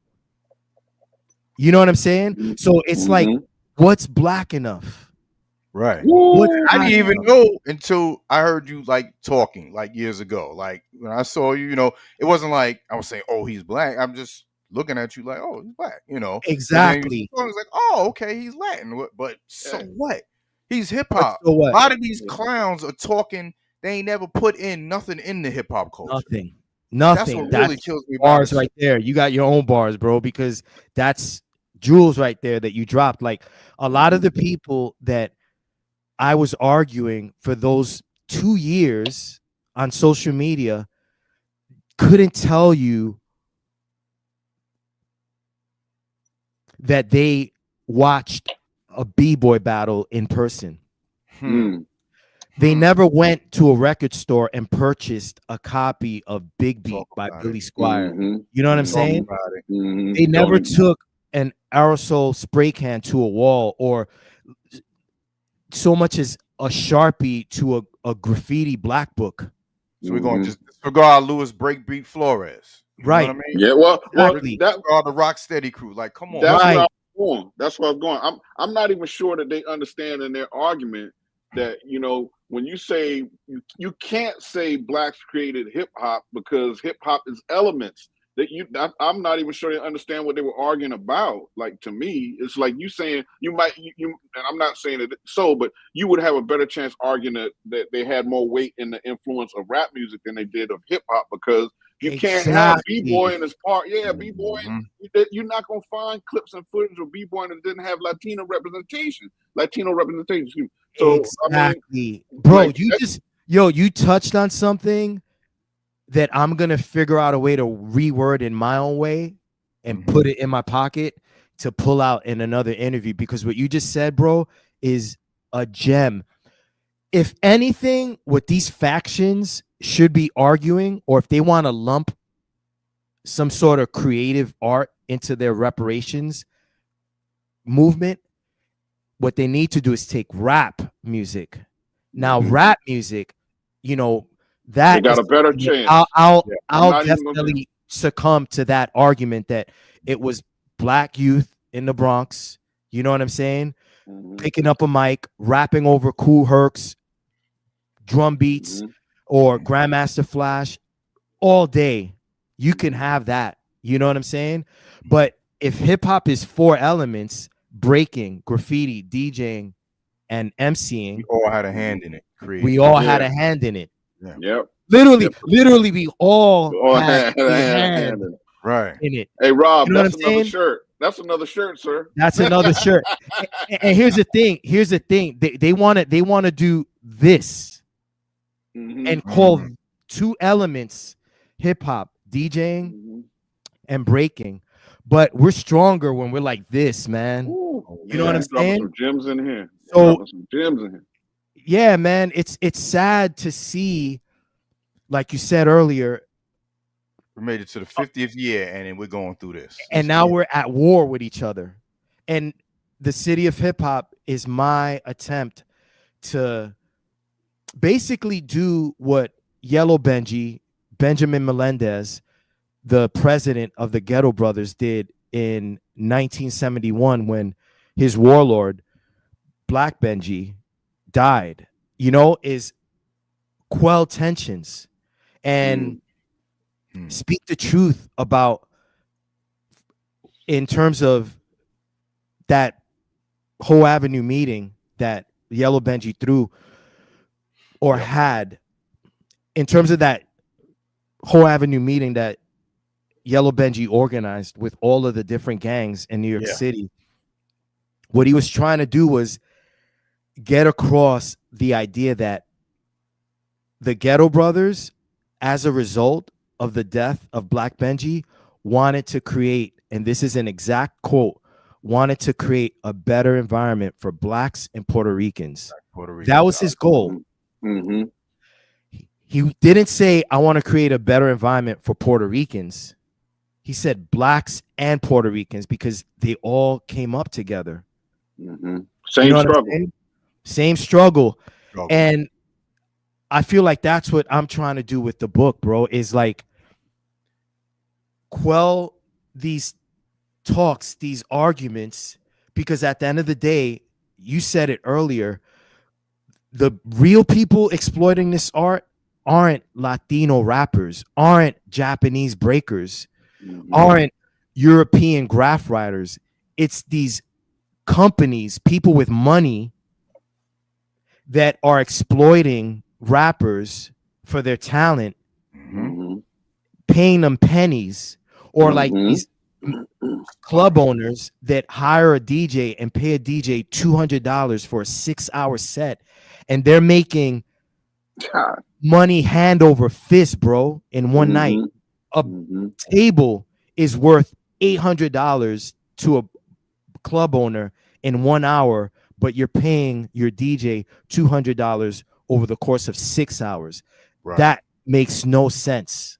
And the record labels pushing a certain type of rap. Exactly. And you have prisons, private prisons that benefit because prisons can't go out of business. They need to fill them up. So those are the there's people. a lot of other things that, you know. Those are the people that we as a collective should be going at, not each other. So it's sad to watch go down, man. And again, there's this movie, yo, that I watched a couple of weeks ago called The Wicker Man from the 1970s. And basically, without giving away the plot or the ending of the story, there's this cop that is from England, and he goes to this small island. And on this island, he goes to the island because he received a letter, an anonymous letter from someone saying that there was a missing child, a missing little girl, right? So the police department sends him to this island to figure out what's up with this missing girl. And he gets to this island and realizes that it's this pagan island. It's this island filled with people that believe crazy stuff. They have crazy norms. They walk around nude in front of little kids. Like, it's this crazy environment on this island. And he's a Christian. So throughout the whole movie, he's searching for this girl, but telling these people, don't you realize that what you're doing is wrong and what you believing is wrong? And he keeps telling them this throughout the whole movie, and they don't budge on their beliefs. And he thinks, if I just keep talking to them, if I just keep telling them that they're wrong, that I could change them and they'll help me find this little girl that's missing. And by the end of the movie, you realize that it's a waste of breath to try to convince someone that is so cemented in lies and illusions. You know what I'm saying? That all you could do is just let them be for your own sake. Yeah. You know what I mean? You should watch that. It's a really dope film. It's called The Wicker Man. And I remember, I just threw the movie on a late Saturday night. And by the time the movie ended, I was just like, damn, this is exactly what's going on right now with hip hop. Yeah. There's a group of people that feel one way, and then there's a group of people that feel one way, and there's another group of people that feel another way. And each side is trying to convince the other side that they're right and getting nowhere, because I feel the debate is as polarizing now in 2025 January as it was in September 2021, when I first discovered that there was this new narrative floating around that hip hop was exclusively Black culture. But that said, what I did was I used it as a way to craft an argument for those that my message will resonate with. So it's like, I'm going to write this book, and if the book resonates with you, dope. Read it and put this information in your brain so that if you find yourself in a situation where you're reading something that excludes you, you know that you belong. You know what I'm saying? Man, that's deep. That's deep. And it's important. I think if you're someone that loves this culture, you know, I'm gonna have to get my copy. I don't have it yet, but I'm gonna get on it. I'm hoping I can get a signed copy from Rob Swift. Yeah, man. But you're in North Carolina? I am in North Carolina, yeah. Are you near Charlotte?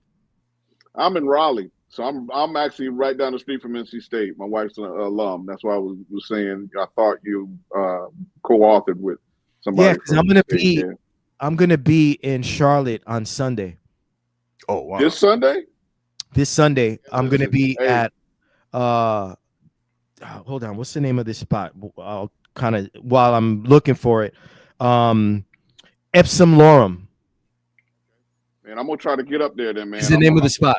Sunday, and then I'm gonna be speaking about the book at the Gantt Center Monday. Yeah. So I'm gonna try to get up there and see if we can't just link up, man. I love to be in your energy, man. Word Continue up. chopping it up. And cool dude. So I'll reach out, let you know for sure if I can make it, and I'll try to come through, man. Because it's what 2.5 hours. Yeah. So yeah. What, But are you doing any shows in Georgia anytime this year, or? Hopefully, yeah. As of right now, my schedule is gradually coming together. You know, I'm going to tour the book through March here in the U.S., planning some stuff in Columbus. Hopefully, I'll be going down to Miami in February. Then in April, I'll be, God willing, touring Europe to promote the book out there. So gradually, dates are starting to come in, and hopefully, I'll end up in Georgia. Okay. So I'm gonna say this. I guarantee you're going to Europe, and you're gonna go overseas, because as much as I hate to say this, we don't give overseas the props. They treat our culture the way it Better than we do. Better than we do, man. Oh yeah, without question. And I mean, so that's why I'm like, oh yeah, you're going overseas, because you know they I don't want to say they love it more than us, but they certainly know how to express their love. They're like man. true fans of it. Yeah, they love it. They love it. I mean, yo, why do you think a group like Black Sheep or Onyx or the Beatnuts can still tour Europe? Right. Onyx isn't touring the United States. Right. Beatnuts aren't touring the United States. Black Sheep isn't touring the United States. They're touring Europe, though. Right. And it's because the Europeans appreciate our culture in a deeper way than we do here, bro. And again, like, we're so caught up in the surface, superficial bullshit. Bullshit.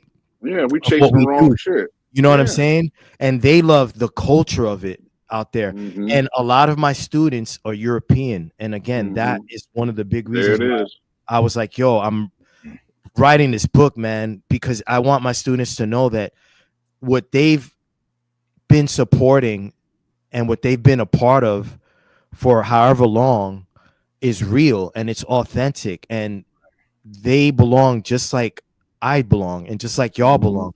Who doesn't belong is a grifter, former pimp, that basically is trying to stage a hip hop coup. You know what I'm saying? And paying a lot of the OG pioneers to sit in front of a camera and say shit that is not 100% true. Yeah, you know, and not just that, man. Some of these dudes, some of the shit they saying is so fucked up. I'm like, yo, you fucking up your legacy, B. Yeah, you know what I'm saying? I'm like, some of these dudes, I'm like, yo, and then they members in your group need to be telling you about to fuck up our bag, cut that shit out. You know what I'm saying? Especially when there's clips of you saying the opposite. Now all of a sudden, because you get in the cloud, now all of a sudden you change it up. Like, yo, man, you got receipts. So that lets you know. That lets you know that there's something going on. I feel like, fucking, I'm just gonna say it, Lord Jamar. Yeah. Name it. Name him. Yo, he lost his authenticity badge as far as hip hop culture is concerned when that video surfaced of him out Drink Champs a couple of days ago on some Puerto Ricans been down since day one. I saw that when it aired too at the time. Shouting out Crazy Legs, Whip. Now he disrespectful. You know what I'm saying?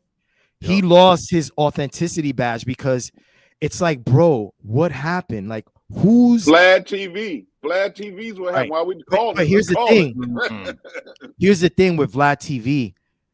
Jamar was being paid to do those interviews. Oh yeah. So he's that's being where it started.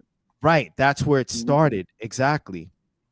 I'm not getting paid to sit down with you guys. I haven't gotten. We appreciate that. We do appreciate. No doubt, and I appreciate you guys having me. Right. But the greater point that I'm trying to make is that the truth is what bounds me, right? Not someone's pockets or bank account. You know, no one's bankrolling me, bro. Like the truth is what I stand on. And so when I speak, as blunt as I am, I know that I could back up everything that I say.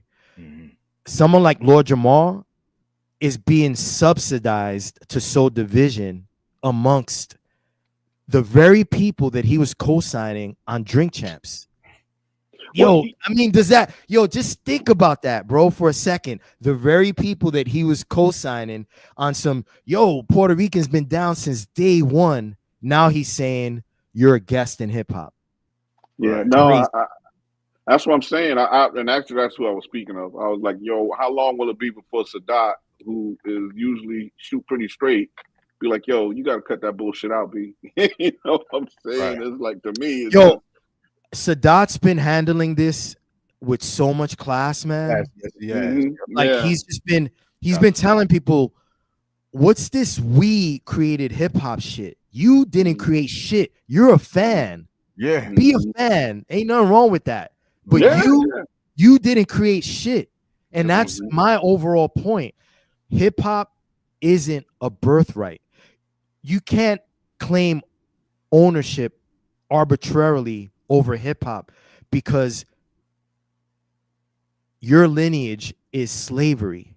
Hip hop belongs to the people that do it, the breakers, the MCs, the DJs, the graph writers, regardless of. And they don't have a color. And they don't have a color, exactly. And if they do, it really doesn't matter because what we gatekeep with regards to hip hop is creativity. That's what decides if you could get down with this or not. It's is he a toy graph writer or is he dope? Is this dude ill as a breaker or is he whack? Does Money, can he DJ or does he suck? Does dude who raps, is he nice or is he corny? That's how we gatekeep. You know what I mean? We gatekeep based on creativity, not on color or ethnicity or what part of the country you were born or what part of the world you were born. Yo, man, it's called the Universal Zulu Nation for a reason. Ooh, fact. You know what I'm saying? So this is a universal culture, bro. It's not the Black Zulu Nation. It's the Universal Zulu Nation. And we got to wrap our heads around that and arm each other with that truth, man, so that the next time you come across a tweet or a post that's polarizing from a bot and you think it's actually a person, but there are people reading this thinking, damn, I guess I don't belong. You know what I mean? We got to arm each other with the truth so that we know what's what and what's happening. And with regards to Lord Jamar, dude is being subsidized to sow division 100%. Yeah, and I say this about our culture. I think another issue, and now I'm gonna I think we like people in general. So I'm stepping outside of race, but I think like we struggle with the fact that we're holding the same device, that phone that you were talking about. We got the access to knowledge, but we choose not to use it. We choose to let somebody tell us a narrative, and we don't fact check it. So I'm just gonna use a quick analogy. I got 5 kids. And my baby girl, my youngest son, she when they were growing up, she fact checked the hell out of his ass. He couldn't tell her anything that like he'd be telling the story, and she's already on the phone. No, it ain't. Boom, and like right there on him. We don't do that, man. We, like you said, we let people that are being paid to have an agenda, spit the agenda out, and it may be easy to discern that it's not the truth. If we just took 3 or 4 minutes to do a little research, man, and look, but like we're lazy with that. We want to be part of something, but we don't want to do like the work side of it. You know what I'm saying? Like you saying, it's a responsibility, and like you love this craft enough that you felt a responsibility for the culture and the craft to take your time. I can't imagine the amount of time that it took you to craft a book, and it ain't like a cartoon or some little thing. That book is thick as shit. So it's a real book. Bro, I started writing it in March of 2023, and we didn't finish until June 2024. Yo, some nights I'd be up to like 5 a.m. on my computer writing, and then waking up and go to the gym like all sleepy and shit. Like, nah, bro, the book was a labor of love. Like, it was hard work, but I love this culture, so it was worth it. You know, man, we appreciate you for that, man, for sure. Definitely. So, yeah, I was trying to find a graffiti splash that one of my good friends, I think I'm related to, found out. Like, we got distant cousins, but this is going like back 30 years, and he did this splash for me. So it's full flash and this graffiti splash. He's white, and it was like, how about that? There it like, is. Yeah. Yo, you white, you can't do it. Nah, he's hip hop. He has a graffiti book like this. It's hip. It's what you put into this culture. Is what you, you know, what you represented, what you stand for. Like you said, like, and he's, you know, got these clowns. All the clowns I see talking about it. It's like, what have you done for hip hop? The thing about it is, hip hop is action. It's what you do to a record that's rotating on a turntable. It's the act of picking up an aerosol spray can and then pressing down on the button, right? And color going onto controlled. a wall. You know what I mean? So hip hop is picking up a pen and a paper and writing lyrics and then spitting that shit. Hip hop is using your body as an instrument and dancing. It's action.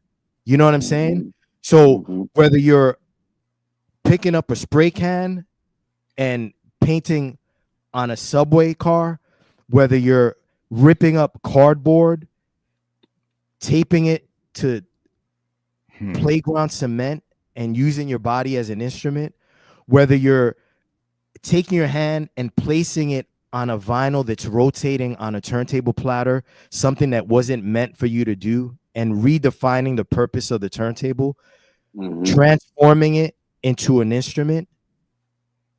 You know what I'm saying? Or picking up a mic, and although you can't sing, you're still going to express yourself through words, right? That is what hip hop is. It's action. So someone that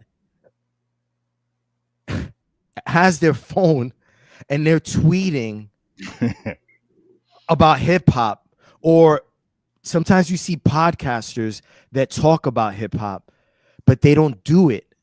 You know what I'm saying? It's like we live in this world now where, I guess what I'm trying to say is, talking about it, tweeting about it, sitting in front of a microphone and proclaiming that your top 5 all-time rappers list is better than someone else's. To them, that's what hip hop is. And it's like, why do you think athletes don't like a lot of reporters that come greasy at them? They ain't never picked a basketball or football up, but they talk like crazy. Right. Oh, like, man. yo, you telling me what I did in the game or whatever, but you disrespecting me the way you coming at me, and you have never even, you know, sweat to even exactly. You know, that's the same. You got me thinking of that Jalen Rose and Stephen A. Oh, with Skip Bayless? When he went to his Stephen A. When Jalen broke it down his college stats, he was like, "You're in here talking to me about my game. Let's talk about your game." I don't know if you ever saw it. You got. What was it? I think he scored 0.5 points, some shit like that.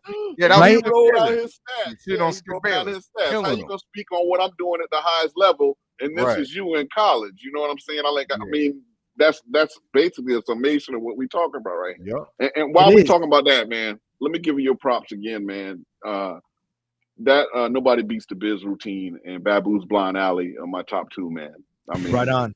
That's what it is, man. Yeah, gotta give it to you, bro. I came up with that routine out of anger because I was entering these competitions and I felt like there was so much nepotism involved in DJ battles back then. And I was just like, yo, I should be winning these competitions, but I'm losing because one of the judges has a protege in the battle, you know?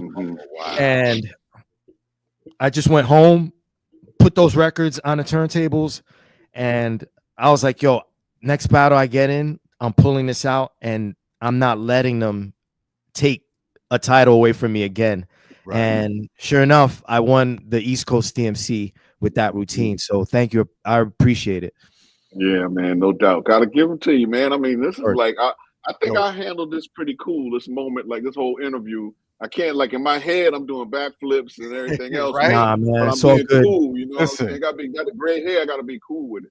I got this on my speaker in my studio. I want to eventually transfer wow. this so I can Nice. watch it again.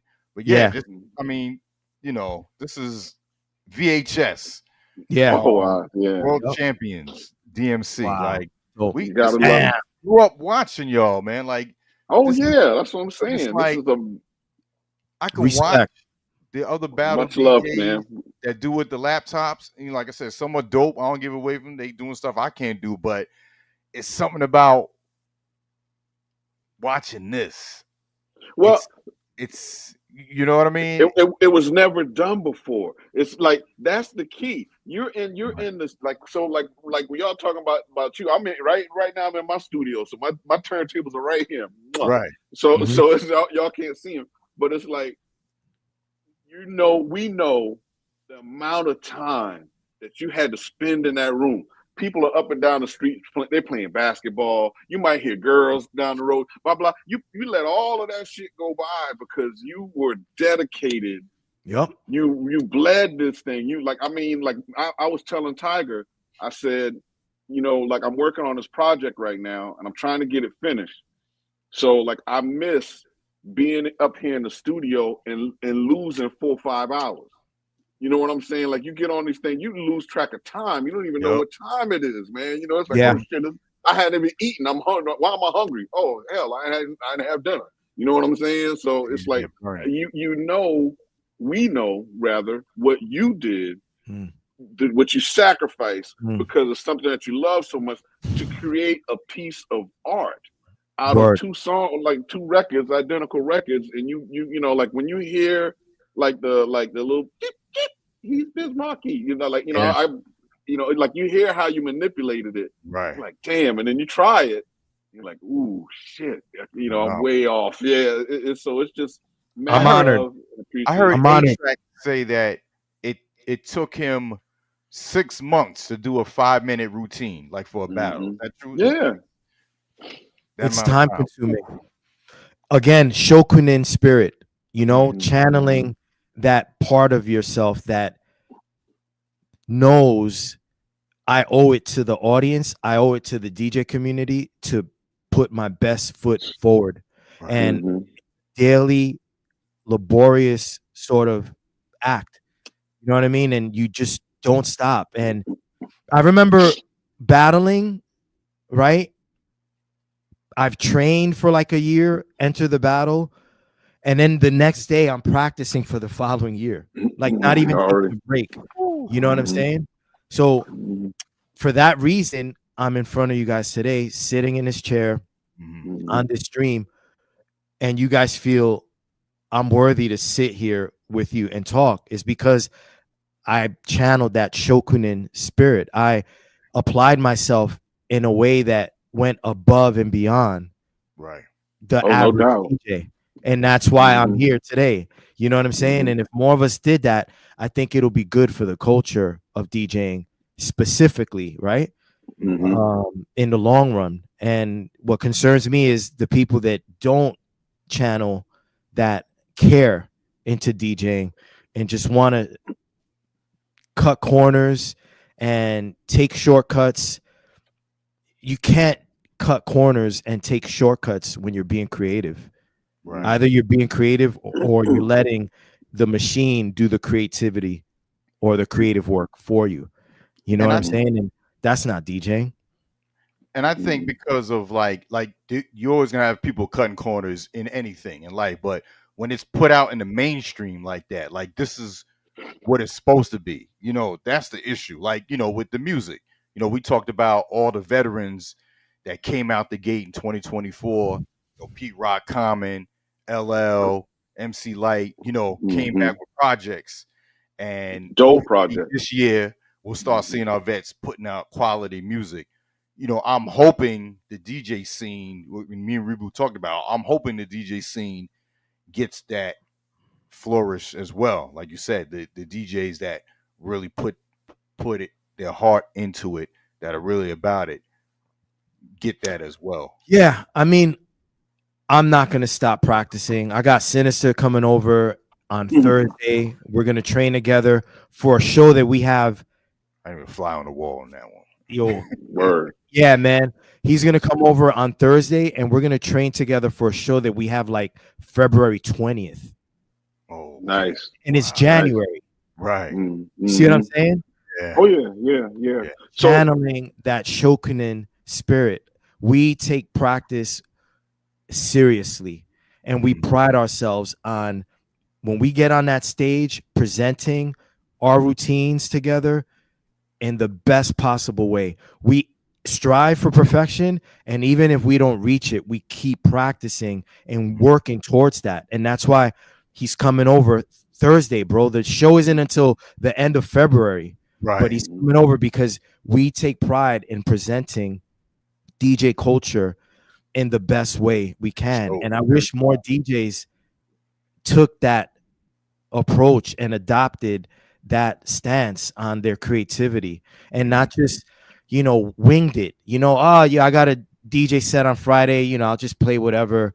Like, take pride in what you do, man, because then other DJs see it and they're gonna want to take pride in putting together their set. And that's raise why, the standard. right, raise the standard. That's why DJ culture in the 90s was so dope. And you referenced my Nobody Beats the Biz routine, right? And then right in back of that, you were like, and Babu's Blind Alley routine. Alley. Oh, that you was know why?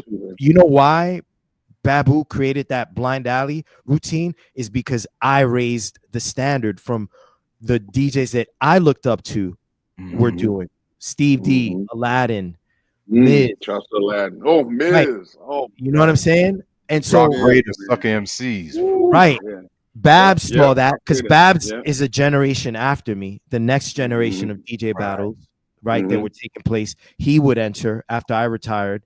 And so he came after and was like, I need to now raise the standard. And he came up with the Blind Alley routine. Alley. And that's what we should do as DJs is iron sharpens iron. Inspire each other to practice, motivate each other to come up with new techniques and just be the best version that you can be of yourself. It doesn't necessarily mean be the best DJ in the world and beat everybody, but apply yourself to this craft and showcase the best of who you are when you're performing for people, opposed to winging it and being lazy. Because that brings the value of our art down. And then what happens is promoters are going to pay you $200 for a 6-hour set because no one's doing anything fucking worth anything more than $200. They're looking and saying, "Oh, you're just playing records." Exactly. So I want to pivot real quick, man. How is Eclipse? I know he had some Total Eclipse. Yeah, Total Eclipse is doing good. So I'm not exactly sure what you're talking about, but unfortunately, like his first love, like an old girlfriend of his, passed away a couple of weeks ago, and I'm not sure if that's what you're referencing or anything. No. But... So I thought you were in Texas. oh, you're talking about Precision. I'm sorry. Yeah, it's okay. That's right. But being that I mentioned her, rest in peace, Kalisha. An old girlfriend of Eclipse's when we were first, forming the whole Executioners thing, the extension of the X-Men and signing record contracts and touring. That was like his first girlfriend and shit, and she passed away a couple of weeks ago. So sorry, condolences to them. Word, yeah, but he's doing good though. Okay. Yeah, but he's doing good though overall to lighten the mood. He's living in Australia now, Total Eclipse, and he's married. And he's chilling. Okay. Precision fell sick over the summer and had like some sort of thing with his he had something with his pancreas, and doctors found an irregular heartbeat. Wow. And yeah, it was serious, bro. He was in the hospital for like a week and a half in San Antonio. He doesn't even live there, but at the time, Precision was the director of the USA DMC.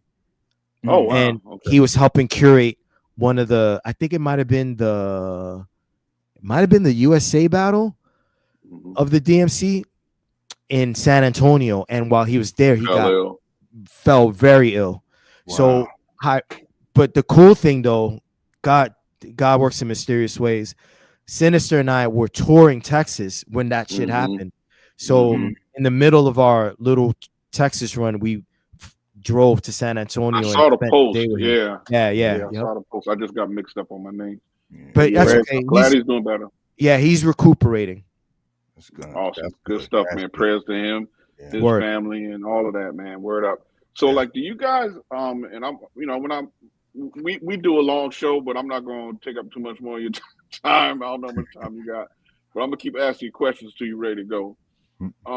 So do you guys, like, inside, is it just like at this point you and Mr. Sinister, or do you still, like, you talk with Boogie Blind? Where y'all at as far as like, maybe getting back together? Like, I'm asking that because you see on the West Coast, the Beat Junkies, man, them boys is always doing round tables or getting together or whatever. So we kind of like, hold y'all to the East Coast standard of, hey, this the, right. So where y'all at with it?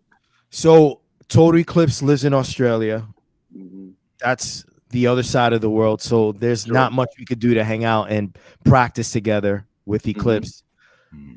Precision lives in Virginia now. Okay.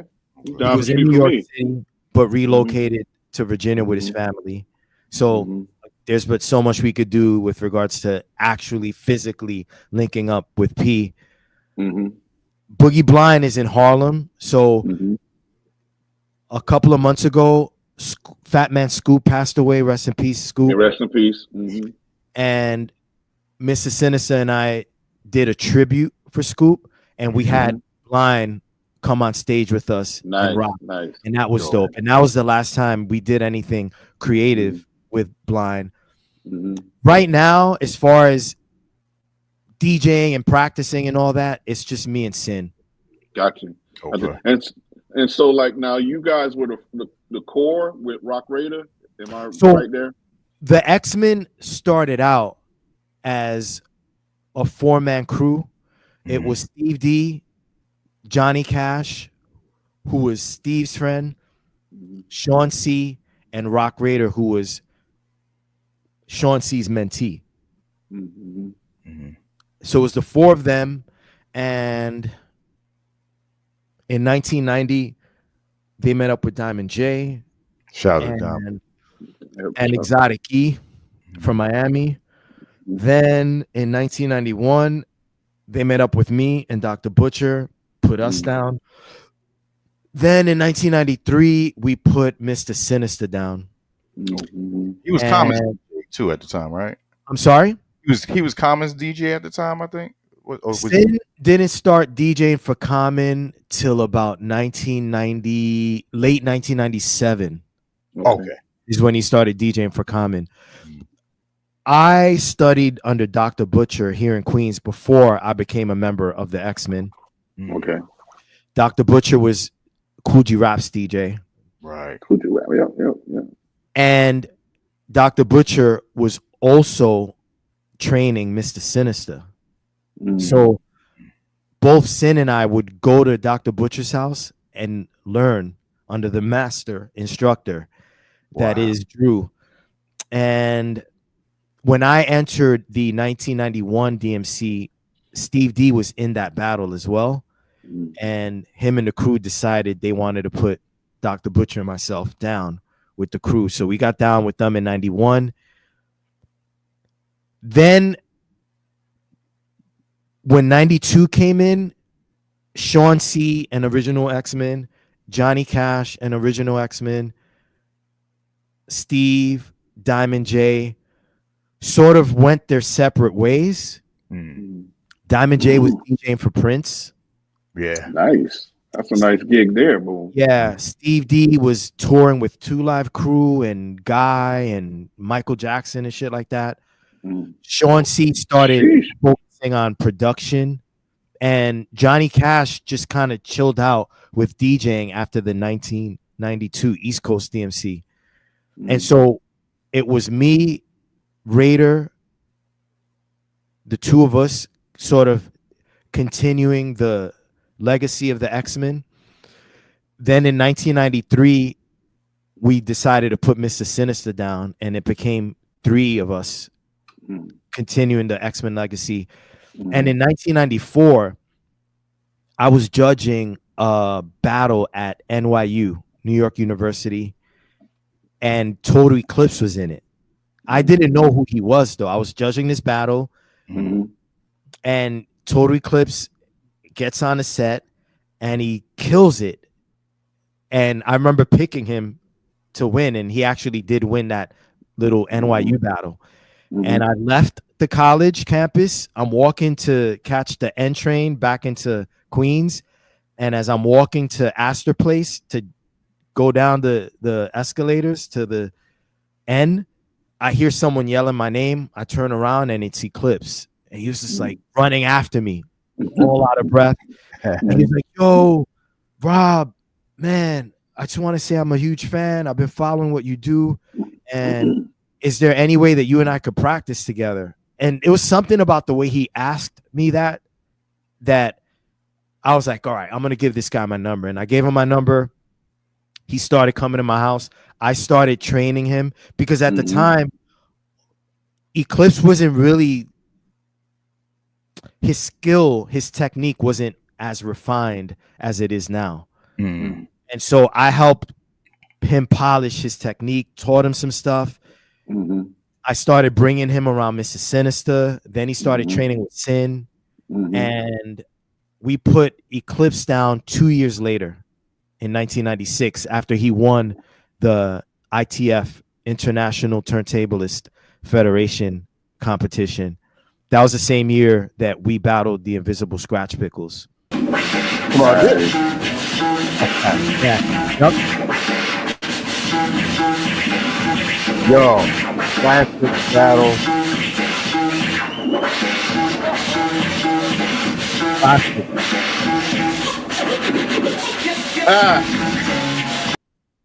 Man, yeah. So much attitude. So much attitude, right?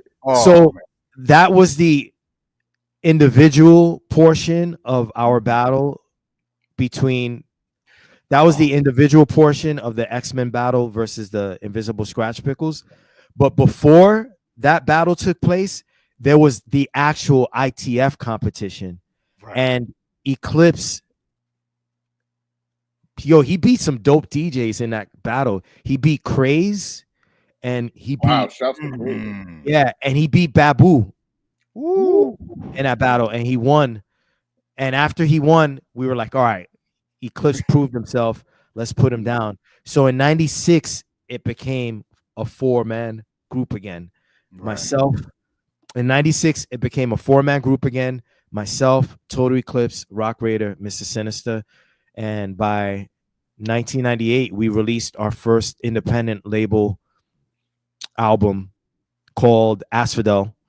In 1998, we released our first independent album on an independent label called Asphodel. And shit, the rest is history, man. And you had to change the name, right? Because of the copyright, the Marvel thing. Was that why you went from X-Men? Right. X-Men? So, damn, I don't know if I have it here somewhere, but if you look at the first single, it says X-Men. Right.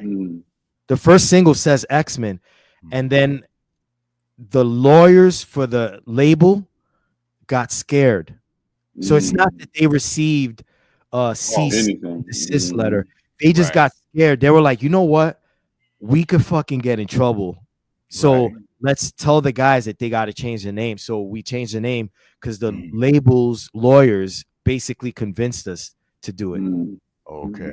That would have been dope if they still had it because, it's like real popular now. But shoot, back then, Marvel was going bankrupt. So y'all probably could have got away with it for a while. You could have helped bring them back. Yeah. Right. So I remember a cool little anecdote for you guys to put in your pocket is in the mid 90s, myself and Babu were talking about starting like a super DJ group that contained members from all of the dope crews throughout the world at that time. And we were toying around with different names. We were going to call it X Factor. Wow. Executioners was one of the names. Right. That we were going to call this super group. And it never came to fruition. It was just something that was honestly super difficult to pull off, like a super group of DJs from all the big crews all throughout over the world. Yeah. And so when our lawyers approached us about changing the name, I pulled Raider, E, and Sin aside and was like, yo, what if we just use the Executioner's name that we were going to call this other crew? And they were like, yeah, let's run with it. And that's, yep. Wow, that what happened. Great. That was like the Avengers. You know what I mean? Like, Word, that would have been the Avengers for real. But it was just too hard to pull off. It was going to be me and Raider from the X-Men, Babu and Shortcut from the Beat Junkies. Man. We were going to have 2 members from the Enforcers. The Enforcers were DJ Pogo, Cutmaster Swift, and Billy Business from the UK. Yeah, it was going to be like a worldwide DJ crew. Man, right. Never happened. Gorillas. So let me ask you one more question, man. How was it touring with ESPN? Man, the ESPN tour, that shit was amazing. We started in 2021 and I did 2021 with them and 2022. And that shit was dope, bro. It was a lot of fun. It looked like it. It was. You know why? Because I'm used to DJing for my audience, my constituents, if you will, right? People that are familiar with the Executioners, Rob Swift. And I've worked with ESPN in the past. I was actually the studio DJ for a show called Unite. And that show aired in 2012 for 1 year. And it was a sports talk show. But it was cool because we would do skits. Like it was like Saturday Night Live meets Sports Center meets the Jimmy Fallon show. Okay. You know what I'm saying? So like the hosts, Marianella, Danny Cannell, who used to be the quarterback for the New York Giants, and he played for Florida State, and a comedian named Reese Waters were the people that would host the show. Marianella was like the social media girl, and I was the DJ. So I was the equivalent of the Roots on Jimmy Fallon. Oh, nice. It was it was a dope show, super innovative. And I was on the show for a year. So I was working with ESPN already, is my point. Man, you got some nice chicks. Yeah, man. Yes. Yeah. I'm grateful, bro. Nice bags. Yeah. So go ahead. But in 2021, when they tapped me to be the tour DJ for Game Day, I'm DJing in front of Gen Z. Right. Yeah, exactly. Of college football. So they didn't know who Rob Swift from the Executioners was. So it was dope because it challenged me to up my game. Again, Shokunin spirit. I had to now bring more out of this creative body. You know what I'm saying? And figure out ways to play music that resonated with them. Drake, Nicki Minaj, Megan Thee Stallion, right? And you were on a controller. On a controller because I wasn't going to tour in the cold in December. We were hitting places like Montana where it was like 0 degrees. You know what I'm saying? I was not bringing my turntables in those kind of conditions, in that kind of weather. So, yes, on a controller. And I had to figure out a way to play this music that resonated with these young college students that would come out and basically tailgate before the game and watch the taping of the show. but still keep it fun for me, because the truth is I don't listen to Megan Thee Stallion. I don't listen to Nicki Minaj. I don't listen to Lil Wayne. I don't listen to Drake. I don't listen to any of that shit. But I had to figure out a way to play this music in a way that kept the fun of DJing in it for me. So what I would do, you could watch the sets on YouTube. I uploaded every I set didn't know that. that I did. Yeah, both years. If you go to my YouTube channel and just do a search for College Game Day Rob Swift, literally every set that I did, obviously like not because I DJ'd from like 7 a.m. through 12 when the show stopped taping. So not every single thing that I did from 7 to 12, but I would take excerpts of each Saturday and post them to YouTube. And it's dope. You see me playing. You know what I do listen to? Led Zeppelin. I do listen to a lot of the like rock rap, POD, Linkin Park type shit that was popular in the early 2000s. Limp Bizkit, right. So what I would do is I would figure out a way to like mash these genres together so that it was fun for me as I was DJing, but the young kids that were out there watching the taping of the show and listening to me DJing can also digest what I was doing. So I leveled up, bro, as a DJ in those 2 years. It was a great experience.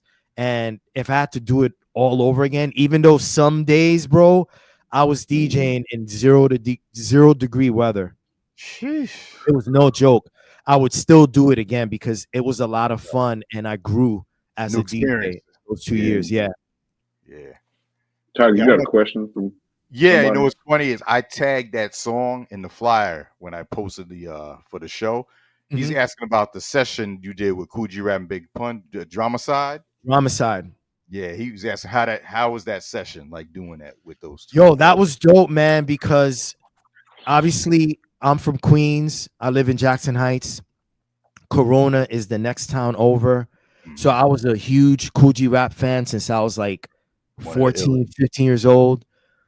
My mentor was Dr. Butcher. Dr. Butcher DJ'd for Coogee Rap. There you go.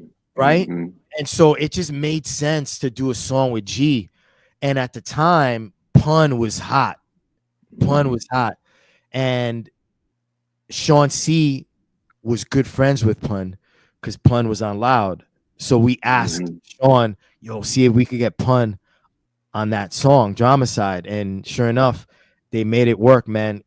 Two of the illest lyricists of all time on one song with the executioners cutting it up. Right. Wow. And you know what else is dope? Pun idolized G-Rap. And this was the first song that Pun and G-Rap featured on together. So yeah, that song has a lot of history behind it, bro. And it was dope. We were in the studio with them. Well, with G-Rap. We were in the studio with G-Rap. Pun actually did his vocals from a fat farm. He was trying to lose weight at that time. Oh, wow. And he was at a fat farm going through a program to lose weight, and he knocked out the vocals remotely. Oh, wow. Yep. So let me ask you about another track while we're talking about joints. How about the joint you did with what was it, Black Thought and Ghostface? Were y'all like in the park? That song appeared on the Revolutions album, which was the second major label release now on Sony, because by then Loud had folded. Oh, okay. That was a song that Raider basically curated. Oh, wow. Yeah. Raider was a huge Ghostface fan. Okay. And Sean C at that time still does had excuse me, Sean C at that time still had a good relationship with Black Thought. And so Raider and Sean kind of like brainstormed a way to put together a song that was a throwback to the 70s, you know? The whole park jam vibe. Right, whole park jam vibe. Exactly. And that's why the video, I don't know if you saw the video, but Oh yeah, I got the video. yeah, right. yeah. Video is literally outdoors in a park. You know what I mean? The way they did it in the formative years of hip hop culture. That was a fun video shoot. And I remember Ghostface was mad cool, chilled with us in our little Winnebago. And Black Thought was cool too. And just the people from the Bronx that like came out, the kids, that was a great experience. Wow, that's what's up, man. It looked like it from the video. I mean, it was just super it was dope, fun. man. Right. Yeah, man. It's dope hearing much those fun. stories, you know. Yeah, I mean, yeah. Word. I'm like, how am I gonna sleep tonight? I don't know how I'm gonna sleep tonight. My wife will be mad All as good, hell. man. All good. I appreciate you guys having me on your show, man. Yo, dude, anytime, salute. man, you want to come back, you know, don't Anything hesitate. you want to to ask, promote? man. Oh yeah. Yeah. Speaking of promote, hey, if y'all in my earshot, man, Tiger, put that link back up again, please, for where they can get that book. For the book, yes, indeed. I put it. City of let's hip hop, do it. y'all. New Yo, York City, the support the Bronx, and a culture. peace meeting. Support the culture, man. Support the culture, City of please. hip hop. Yes, indeed. Word. Man, that's what's up. It's been an honor, man, having you. Appreciate the work you're doing, and you know, Yes, sir. We're gonna be watching you, and you know, anything we can do, bro. The culture. Thank you, man. I appreciate the love. Peace to everybody that watched, and hip hop forever. Forever. Word. Big salute. Big salute, man.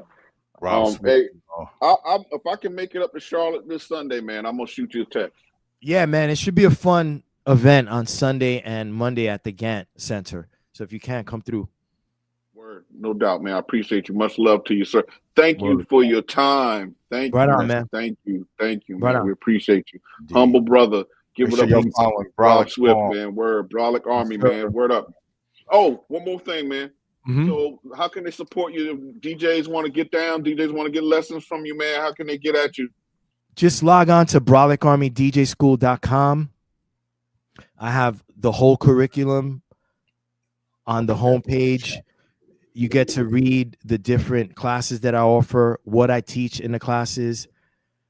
There are cool blog articles that I write on the culture of DJing and the greater culture of hip hop. So yeah, you could join there, and you could follow me on Instagram at BrolicArm, BROLICARM.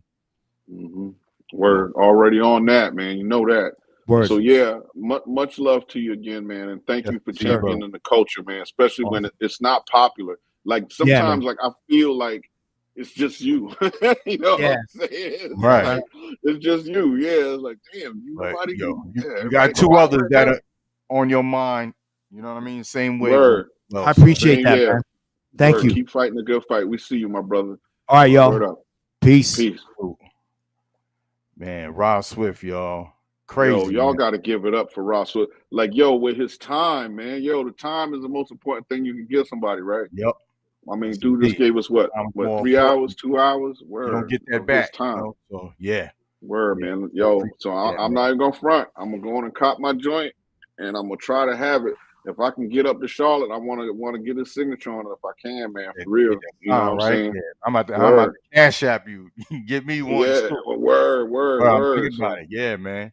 I mean, yeah. You said I'll Sunday, let you know right? if I can get up there for sure. Yeah, Sunday. But yeah, that's my goal right now. So like, I'll know in the morning if I can bounce up there, and if I can, then I'll hit you up. You know, we go ahead and just overnight the Amazon shit, and I'll run them up there. But Right. yeah, that'd be dope. Big. So yeah, I want to man, shout everybody out. You know what I'm saying, in the chat, man. Robert Gant over on YouTube, Midget Mike, Anton Hold Me Down to My Duties, of course the Tribe, Stub Rock, words. Sid On, I see over there on Twitch. Yvette was in there as well. Who else? Just trying to scroll up.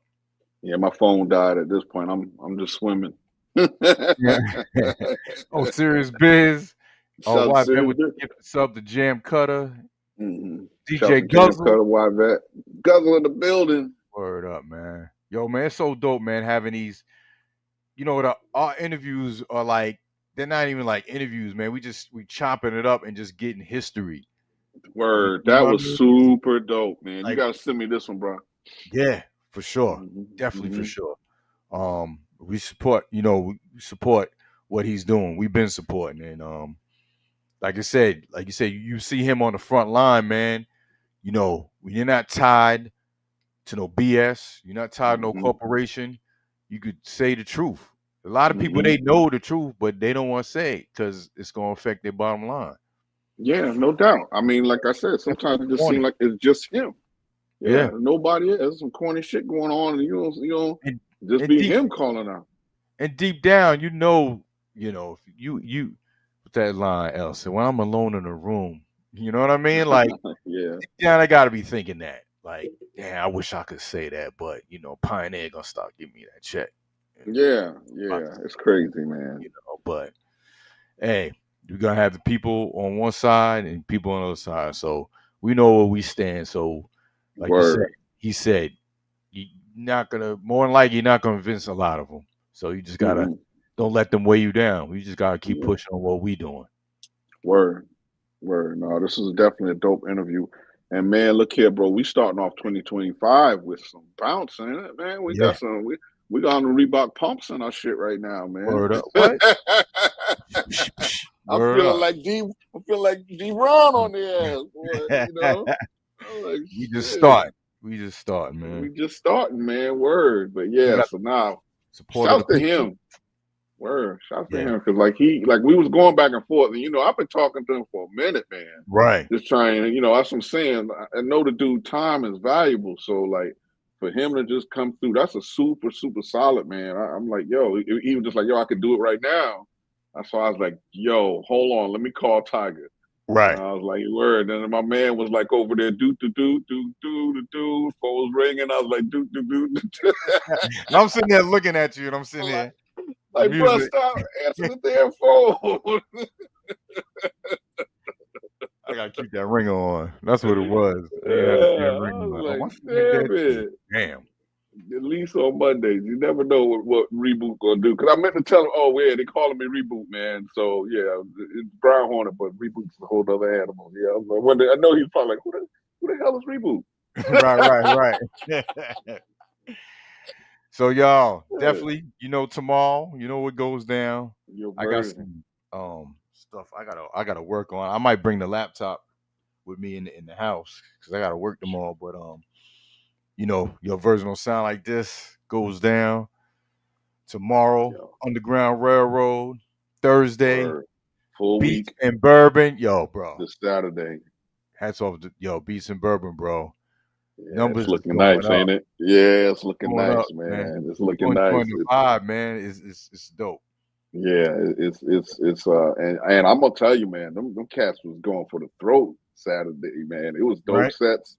Word, it was nice. Yeah. So yeah, I'm not even gonna front. I haven't looked at your version crate yet, but Rob got me so hyped, man. I'm about to plug this laptop in, man, and get on these decks. Whose turn was it?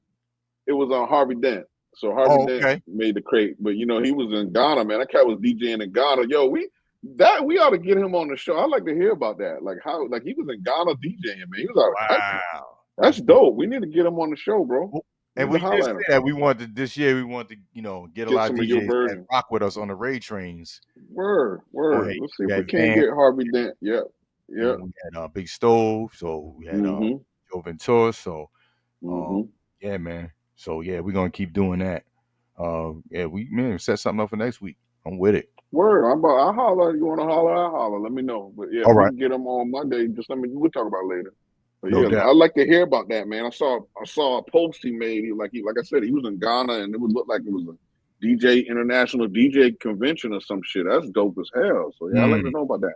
Dope.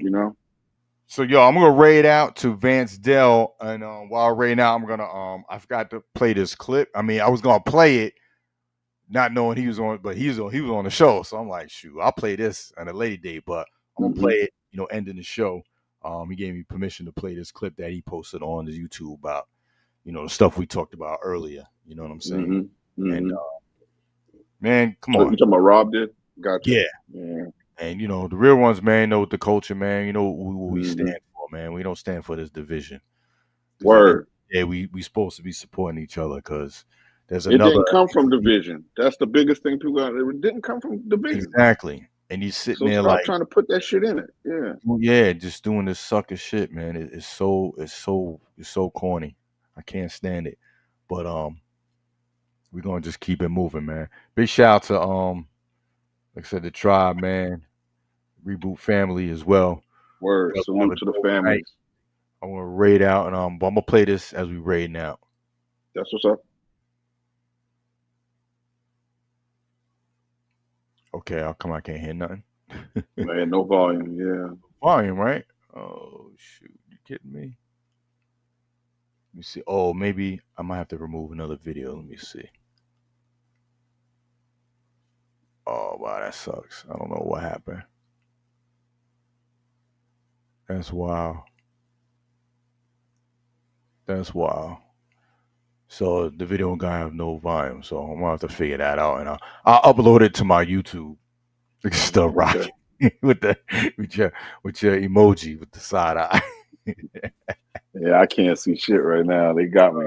Oh man. Yeah. Hey, Bo, let me tell you, it's a curse and a gift, that damn side eye emoji. But they be playing my Word. ass out with it. Yo, stop. Rate us out, bro. Rate us out. That and the horny hornet. They killing me with that shit right now too. I'm Oh like, damn. man. All right, bro. Yo, appreciate you, bro. Always. Come on, Tiger. It's always gonna be love, brother. Yeah. Steel sharp and steel. Word up. Yeah. See you in those streets tomorrow, y'all. My man. All right, man. Salute. Salute, my brother.